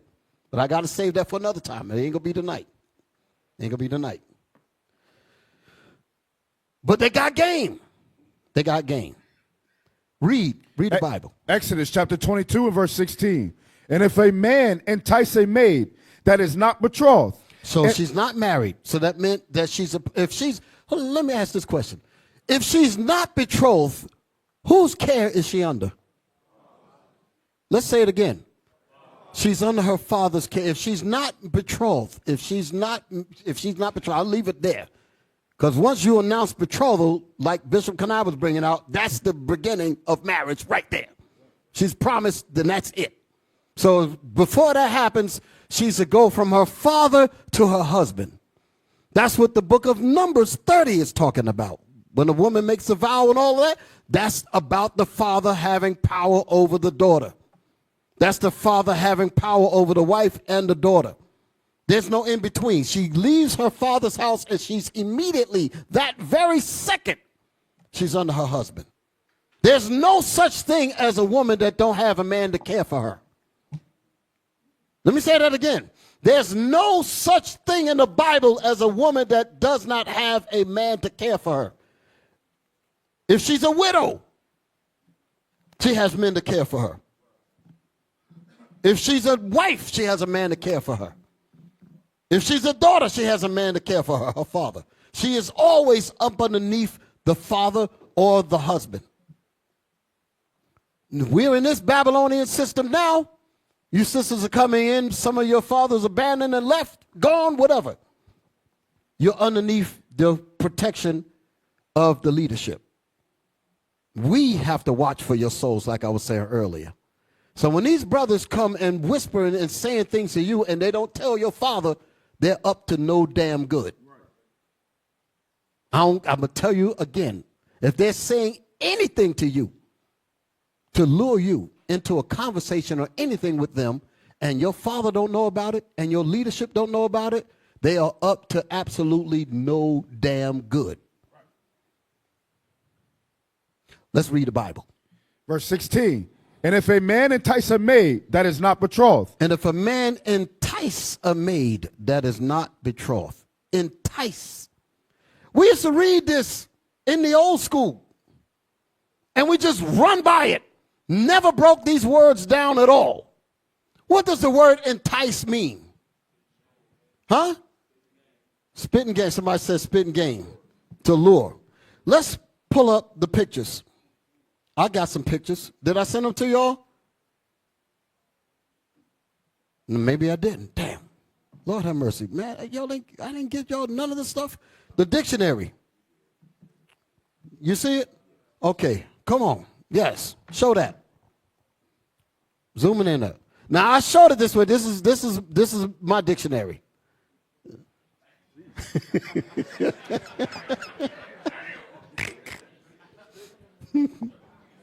Y'all all right?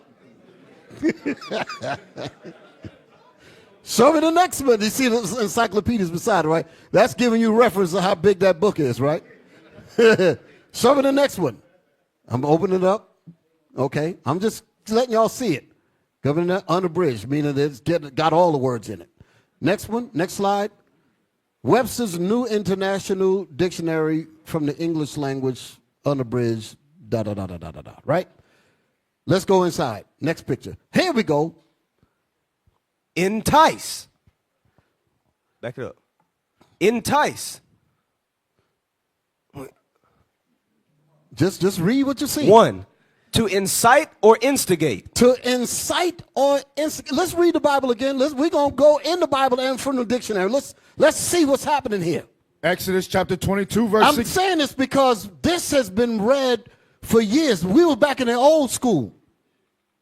And we would read this scripture and the scripture behind it. And first of all, let me do it this way. Let's read the whole Bible. Let me give it the old way first. Read that. Read the whole thing. Then we're going to come back to this. Verse 16. And if a man entice a maid that is not betrothed and lie with her, he shall surely endow her to be his wife. So what was happening is that brothers was having sex with women and they say, you my wife. They didn't even get no papers or nothing. You understand? That's what was happening. You're my wife now because I popped you. Basically. I'm going to just say it that way. I don't care what they, you know me, I don't give a piss. I popped you, you my wife now. Huh? And I popped this one over here, she my wife too. Multiple whores. Popped another one, you my wife too. Game, goddamn. Game. Pure game. Bullshit. Okay? Read. If her father read it again. Read it all of it. Read it again. Listen to this. And if a man entice a maid that is not betrothed and lie with her, he shall surely endow her to be his wife. Let's look at the word endow. Look up the word endow. Endow. 1. To provide with money for support or maintenance. 2. To furnish with something freely or naturally. So, endow, like they say, they talk about endowment of a company. You elect to maintain it. Let's just use it that way. Does that mean you own the company? I want you to understand why I'm saying it that way. So you do not get the woman just because you sexed her. The next verse is going to prove it. This understanding was not the case in the old school. We never dealt with the next part. Read. Verse 17. If her father utterly refuse. What does it mean to utterly refuse? Look at the words. What did it say? If her father utterly refused. No, he just refused. Utterly refused. What does it mean, utterly refused? Huh? That means you strongly disagree, like, nigga, I'll kill you. I'll blow your head off. That kind of thing. Shotgun. You ain't, all that. That's what the utterly, why? First of all, because brothers looking at me like, well, damn, is he going to disregard that? I know brothers looking at me like, wait, that don't sound right. What's the point of why that's being said? And I'm asking you sisters, did you know about what we're reading here? Talk to me. Why is it saying what it's saying there? Read that again. Because it's going to go back to what we talked about in Leviticus. Full of wickedness. This is a connection to it. Read that verse again. Verse 17. If her father utterly refused. Why did he utterly refuse? So who said that? Say that again. Put it on the mic. Because he didn't go to the father first. Because you went behind my back, nooker. And you did to my daughter what I didn't expect you to do. I did not have her to be with you. I had plans for my daughter. I'm the one that's going to pick who she's going to go with. He got to come to me, and I got to sniff and check his ass out. That's how that goes. And you went behind my back, and you did what? You enticed her. You lured her away from my direction. You lured her away from my control. That was evil, and I ain't letting you have her. But nigga, you better pay me, goddammit. That's why it says the shekels and all that. Why? Because you defiled my daughter. That's how that goes. You all understand that? Yes, sir. So the fathers are needed, damn it. That's the point. When there's no father, you have this mess will be all over the damn place. Y'all understand what I'm saying? Yes, sir. Read it again.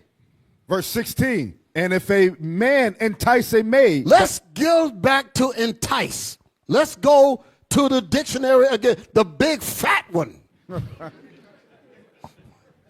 Entice. Firebrand. To stir a fire, kindle, provoke. To incite. Where you at? Okay. Hold. To incite. And I want to go back to one.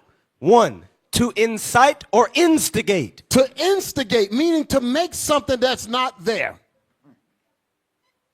Like the brother said, kick the game. You dig it? This right here doesn't sound traditional because that's all we do in the world.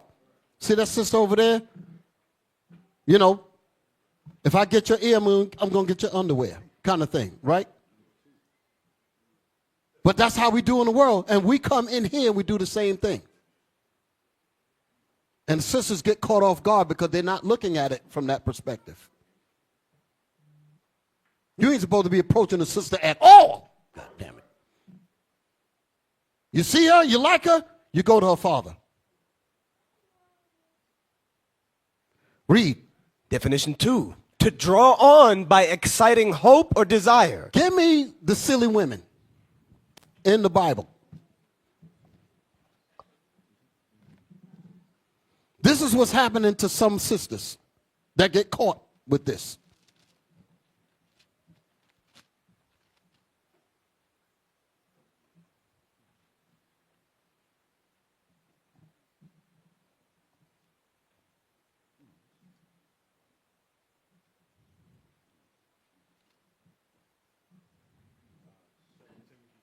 Second Timothy 3 and 6. 2 Timothy chapter 3 and verse 6.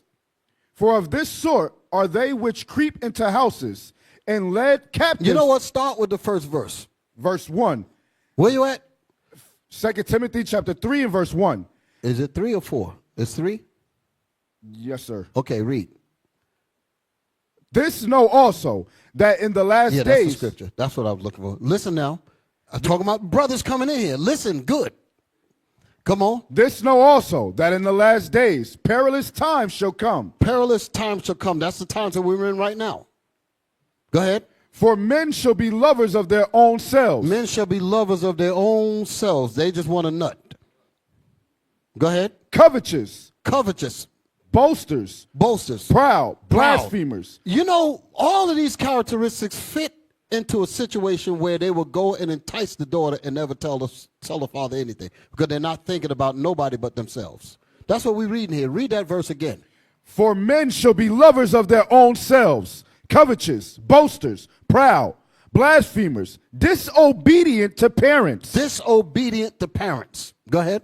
Unthankful, unholy, without natural affection. No natural affection for her father, who's going to be mad as hell later. No affection for none of that. Go ahead. Truce breakers. Truce breakers. They're breaking the commandments. The commandments is you go to the father. You go to the leadership. Go ahead. False accusers, incontinent, fierce, despisers of those that are good, traitors, heady, high-minded. Do you hear all these attributes? Traitors. Heady. Damn. Go ahead. High-minded, lovers of pleasure more than lovers of God. Lovers of pleasure. I just want to get a nut. I just want to get my rocks off. Go ahead. Having a form of godliness, but denying the power thereof. They got fringes and a border of blue. From such turn away. From such, you sisters, you better wake the hell up. You're supposed to recognize this. If he didn't go to your father, he means you no damn good. Go ahead. If he did not come to the leadership, he means you no damn good. Because we're going to check him out. But they don't want to be checked out. They just want to gas you up. Go ahead. For of this sort are they which creep into houses and led captive silly women laden with sins. Laden with sins. That's the kind of women that get caught by these type of dudes. Go ahead. Led away with divers lusts.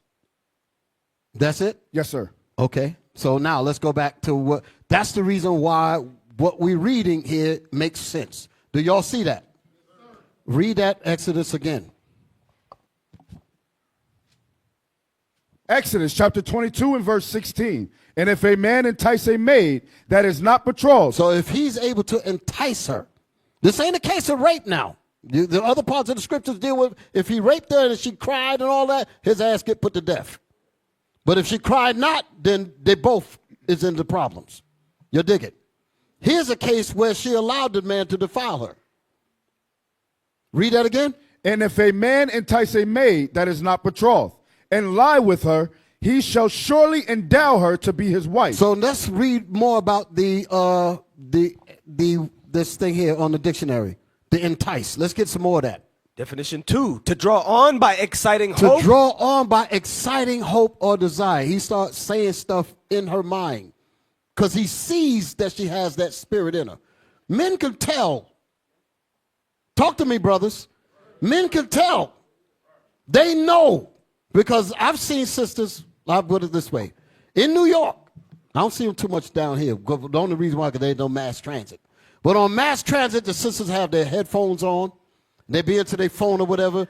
And you're trying to look, you're trying to get their attention. They ain't looking at you at all. You understand? That goes into shamefacedness. The woman's looking back at you, they know you got them. I made you look. You dig it? That kind of thing, right? But if she's basically in her zone and she ain't letting you get no kind of connection to her spirit or nothing, you ain't got no chance with her. You dig it? Read that again. To draw on by exciting hope or desire. But if he's able to entice you and then draw some mystique or some stuff, that was going to be in the videos that I was going to show. And draw and get you excited. Go ahead, read on. To allure. To allure. That's what it means to entice, to allure you. What does the word, when you say allure from what? From her father. Allure her from the commandments. Allure her from righteousness. Allure her to draw you out. That's what it said, that to draw on by exciting hope or desire. To draw them out. Go ahead. That's what it means to entice. Attract. To attract them. Go ahead. As the bait enticed the fishes. As the bait enticed the fish. Go ahead. Often in a bad sense. Often in a what? A bad sense. On a bad sense. Go ahead. To lead astray. To lead astray from your father. To defile you. To do what? To induce evil. To induce to evil. To just pop you and say the hell with you. That's what happens with a lot of these women. That's what's going on. I look at the no fellowship, fingers just rolling. I said, what the hell is this? Ain't no marriage going to come out of that. They think they're going to pop their ass back up in here in a few months or whatever and start their practice all over again. A lot of them ain't going to change until, like the Most High said, this iniquity shall not purge from you except through death. But y'all see that. That's what we're dealing with.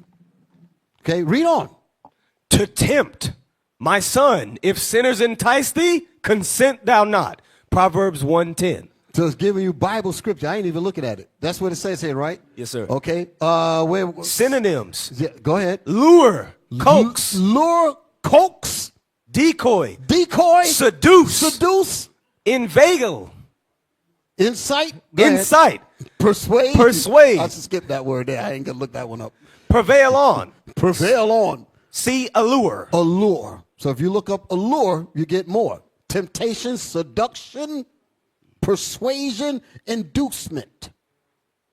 You look down there where it says synonyms, number 2.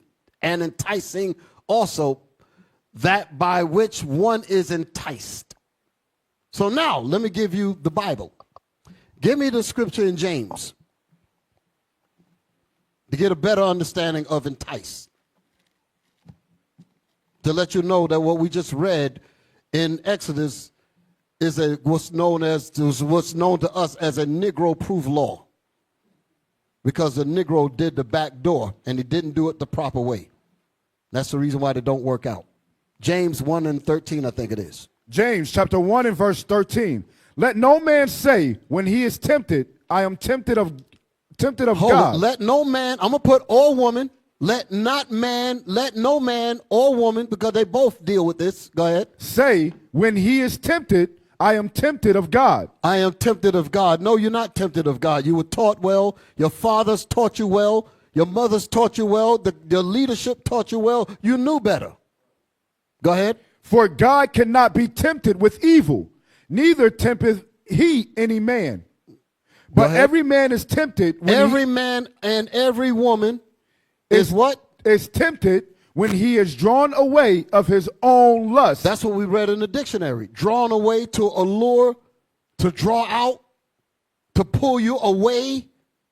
Go ahead. But every man is tempted when he is drawn away of his own lust and enticed. And what? And enticed. And enticed. There's that word again. Enticed. Go ahead. Then, when lust have conceived, when the man popped you, it bringeth forth sin. It bringeth forth sin because the father was not involved. And shame has been brought on him. That's why he's mad as hell. Go ahead. And sin, when it is finished, bringeth forth death. And there's death that comes after that. Your marriages go to hell. Your relationship go to hell. The man turns around and he find out that he's popping 3 other women because you never had him checked out. That's what ended up happening. This is some stuff, ain't it? But the wickedness goes so much further than that. Let's see where I'm at. I think I must stop here. What we just left there, I was going to read one more thing. Read that last piece again. I'm trying to get my thought again. I just had it in my mind. Yes, sir. Verse 14. But every man is tempted when he is drawn away of his own lust and enticed. And he and she is enticed. So that means you've been drawn away from your respect, from your protection. Go back to Exodus. Exodus chapter 22 This and verse. This is the reason why the rest of the verse says what it says here. In verse 16. And if a man entice a maid that is not betrothed and lie with her, he shall surely endow her to be his wife. If her father utterly refuse to give her unto him. Hold it. Whoa. Read that again. If her father utterly refuse to give her unto him. If. So it ain't no guarantee. If. Go ahead. He shall pay money according to the dowry of virgins. He has to pay because he defiled that man's daughter. But you still ain't going to get her. You got to endow. You pay that endowment. but you ain't going to get her. Why? Because you never came to me straight. So you brought shame to my house. You get on the daughter too for being like Dinah, going out there and messing around. And then she get caught up. Same deal. But there's some reasoning behind that thing with Dinah. That's why I said I'm going to talk about that a little further in my next lesson. So I'm going to stop there. I'll just make this point, brothers and sisters. I just wanted to stress the point that whenever the fathers are not involved, when the fathers are not included, like I was bringing out the curse of the absence of fathers. When the fathers are not there, all of this wickedness has the opportunity to flourish. Give me the scripture where it says, through the woman came the beginning of sin. That's what this was going into when I said about full of wickedness. When she's out of order, this is what this is talking about. Where's it at? Just find it, and I'm going to read. That's going to be my last scripture. I hope that now somebody would say, well, he didn't really leave on a good note. It's a good note when it comes to information. Sirach chapter 25 and verse 24. Of the woman came the beginning. Of the what? Of the woman came the beginning of sin. What is this talking about? What is that verse talking about? I mean, historically. It's talking about Eve, right? What was it, huh? Right, it was talking about idolatry, but yes, but who was it talking about? Who was this person that it was speaking about? It was, right. You said it right the first time. Say it again. Adam, Eve, and Eve. Adam. It was the situation with Adam and Eve, right? Yes. Eve. Read it again. Of the woman came the beginning of sin. Why? What is the problem there? It said, of the woman became the beginning of sin. What was it that Adam allowed? I shouldn't say it that way. She allowed, well, he allowed. I don't want to use the word because the scriptures say that Adam wasn't deceived, but it was Eve that was into transgression. Into transgression. Right. Well, she entertained another source. Was she supposed to? Right. Outside of Adam. Exactly. She went out. She did just like Dinah, went outside of her protection. That's my point. So when she did that, Satan enticed her, and it brought hell on everything.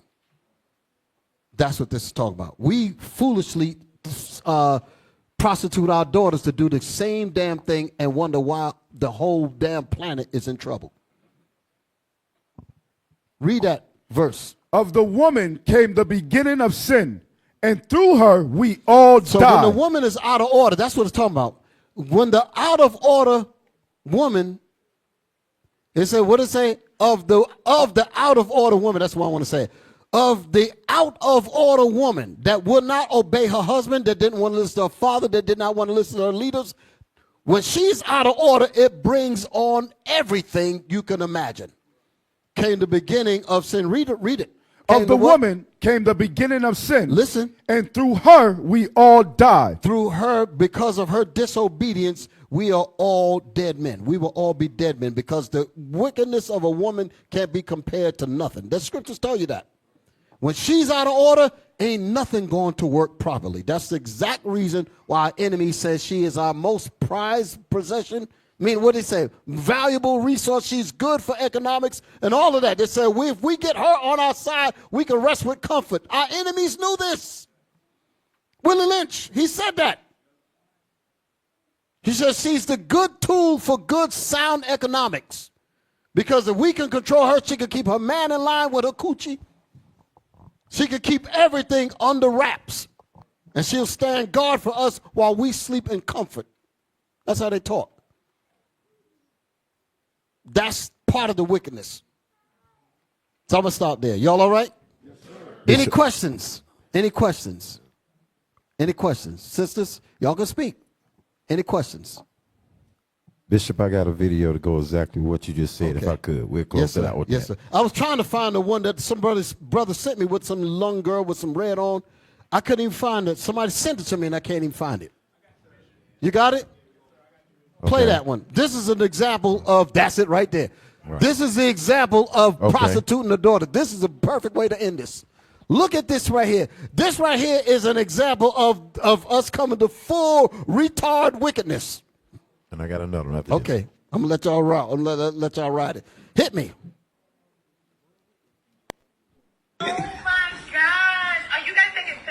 No, we're doing a video. She about to do the whole video.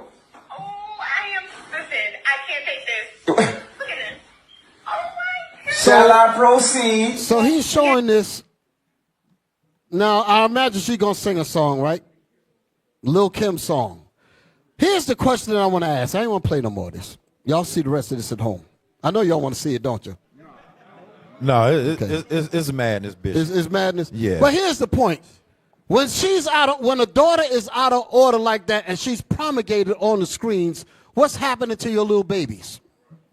What's happening to your little daughters? What's happening to your sons that's looking at this? They all want to emulate this here.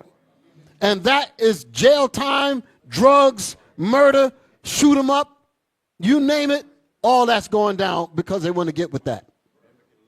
Mimicking, right. All right, what you got for me, Cap? You got something up here? Yes, sir. Hit me. Give me some volume so we can hear from the beginning. The reason why I need to submit to my husband's leadership is because the enemy is going to come after me due to my emotions.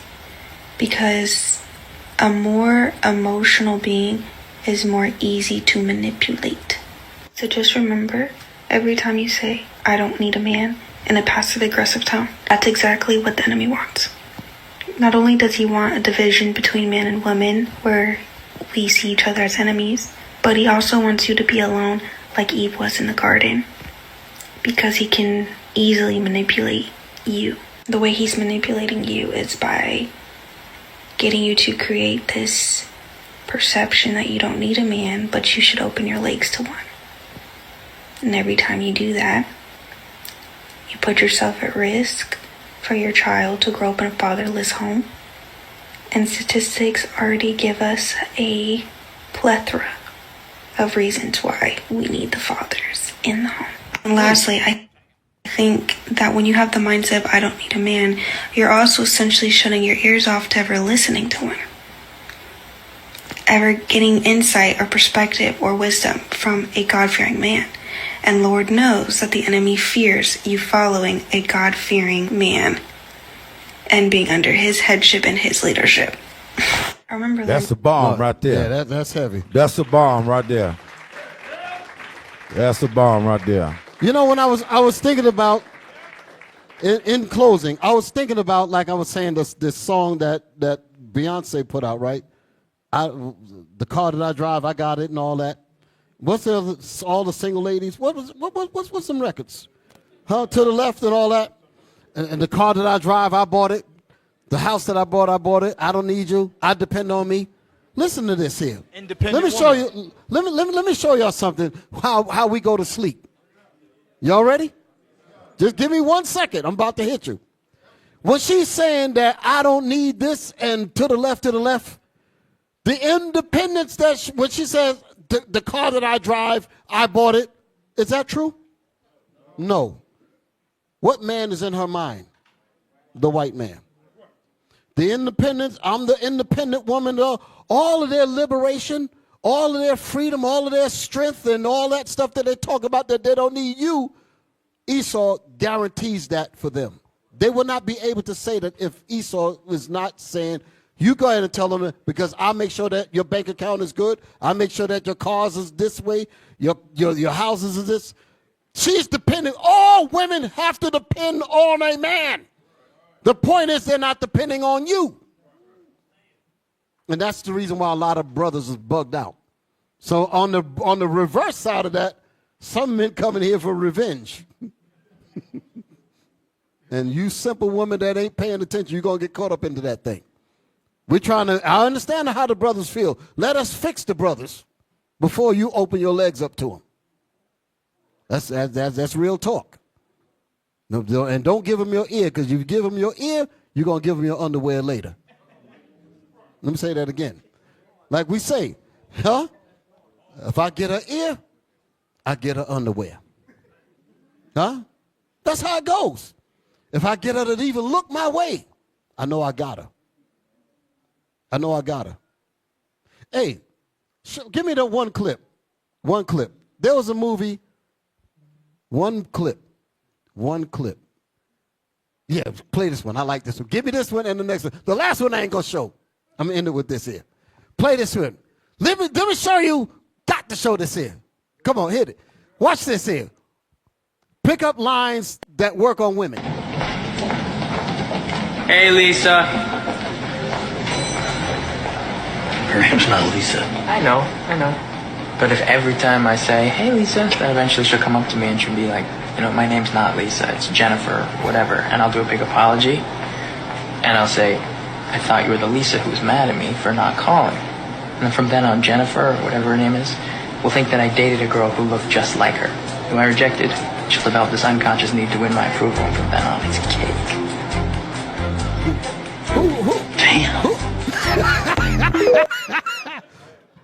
Who figured that one out? Huh?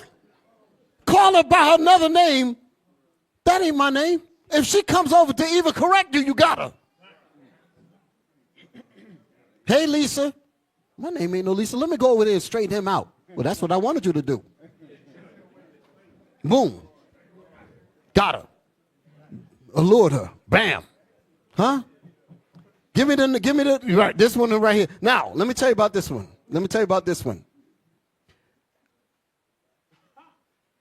Gotcha, bitch. That good, right? right. Here's another situation. This right here was from a movie that was in the early 80s. This goes way back. Exotic movie. That ain't the clip I got here, but I just want to show you a little piece of something that again shows you how when women are what's the word that we read in the Bible? Laden with lusts and all those kinds of things, men pick up on that shit. Excuse my French. They pick up on that. Here's a crystal clear example. Hit the button.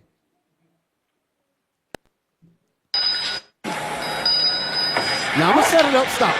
These two women, they work together. They're in the store, and they're buying some Cornish hens or something, right? And then you're going to have a man that's going to come in, and he's going to try to kick the ballistics, kick the words to her. But he ain't they type at all. So they're going to ready to diss the complete hell out of him. There's no mystique there. There's no attraction there. There's no lust filled there. Hit the button. Watch this.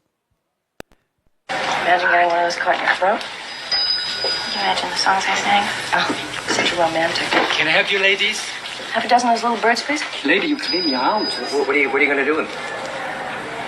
What do you think we're going to do with them? Eat them. No, we plan to give them a proper burial. That's very funny.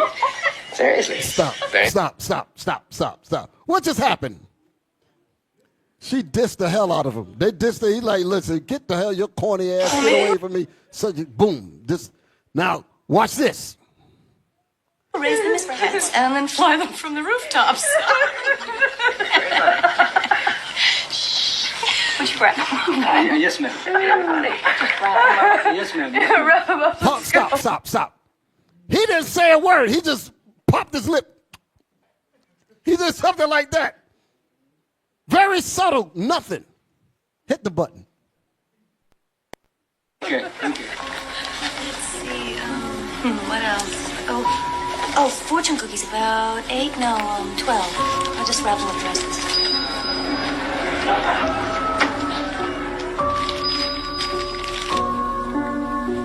Her mind is on, stop.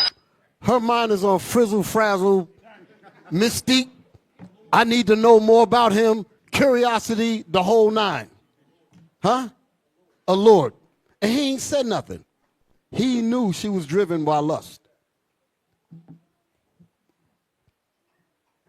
Men know that stuff.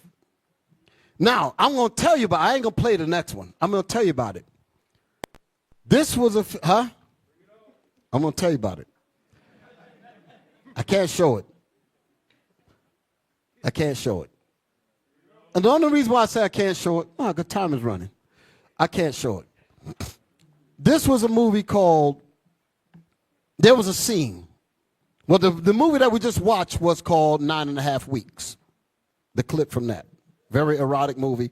I do not advise any children and all that because it's got all them sex scenes in there. I'm just letting you know right off the bat. But that clip is in there. Then not far from when that movie was made, this other movie was made called Eyes Wide Shut. Another weird-ass, filthy bodies and stuff all over the place. But in the beginning of the movie, you have the couple. The guy was a doctor, and the woman was, I forget what she was. And it starred Nicole Kidman and Tom Cruise, right. He was a psychiatrist or something. And they were in the bedroom, and they was getting high, so to speak. And she told him, she said she wanted to remind him of an episode, because they were talking about crazy stuff, whatever. I can't remember the full day. But she said, do you remember the time that we was at some restaurant? And we was at this Cape Coast, whatever this place was, and there was this naval officer that was over at a table talking with two other men, businesslike. And so she's over there with her husband. She's saying, you don't remember that? And he said, no, I don't remember that at all. And then she goes to tell him about how she felt about that thing. And listen to, I wish I could play it. I wish I could play it. But she's got hardly no clothes on, so that's why I don't want to show it. But she's in her bedroom. There ain't no titties and all that showing, but it's skimpy enough. I don't want to do that. But she said, she was telling him, she said that she said only thing that the guy at the table did was just glanced at her. And she said she could hardly move. She's sitting with her husband now. He said all he did was glance. And she could hardly move. And she looked at her husband and she said, if he would have asked me to be with him for one night. I'm showing you how some of these women think. Wickedness now. The wickedness. If he would have asked me to be with him for one night, she was willing to give up everything. She said, give up you, give up the kids, give it all up for one time to be with this dude. The mystique. You understand? That adventure stuff. You dig it? We almost got caught type of stuff. All that filthy talk, that's what they be talking about on their phones, talking that craziness. And these sisters be listening to, some of them, they be listening to that thing, getting all enticed by that mess. That's how some of these women end up on no fellowship. That's how they end up there. Because guys are talking to them just like that. And they just imagining all types of stuff. You have situations where a woman is enticed so badly, she literally threw her whole life away for a man that she couldn't even have because he was married. But can you imagine the filthy talk that was going on to get her to that point? And I know she was involved in it because, again, it goes back to what the scriptures say, laden with lust. So he saw that. He picked it up. This woman got a whole spirit on her. So I can say these things to her, and I can allure her with this. It's some heavy stuff. And wickedness to the utmost. So I'll leave it there. Like I said, I don't have a good note to end on, at least not that. I just hope that y'all got something out of what I brought out tonight. And I'll leave it there. So all praise to the Most High.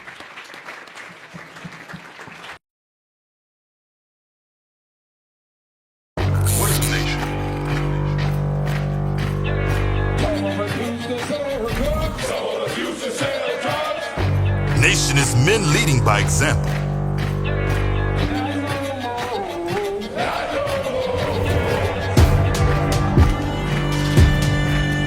Nation is family.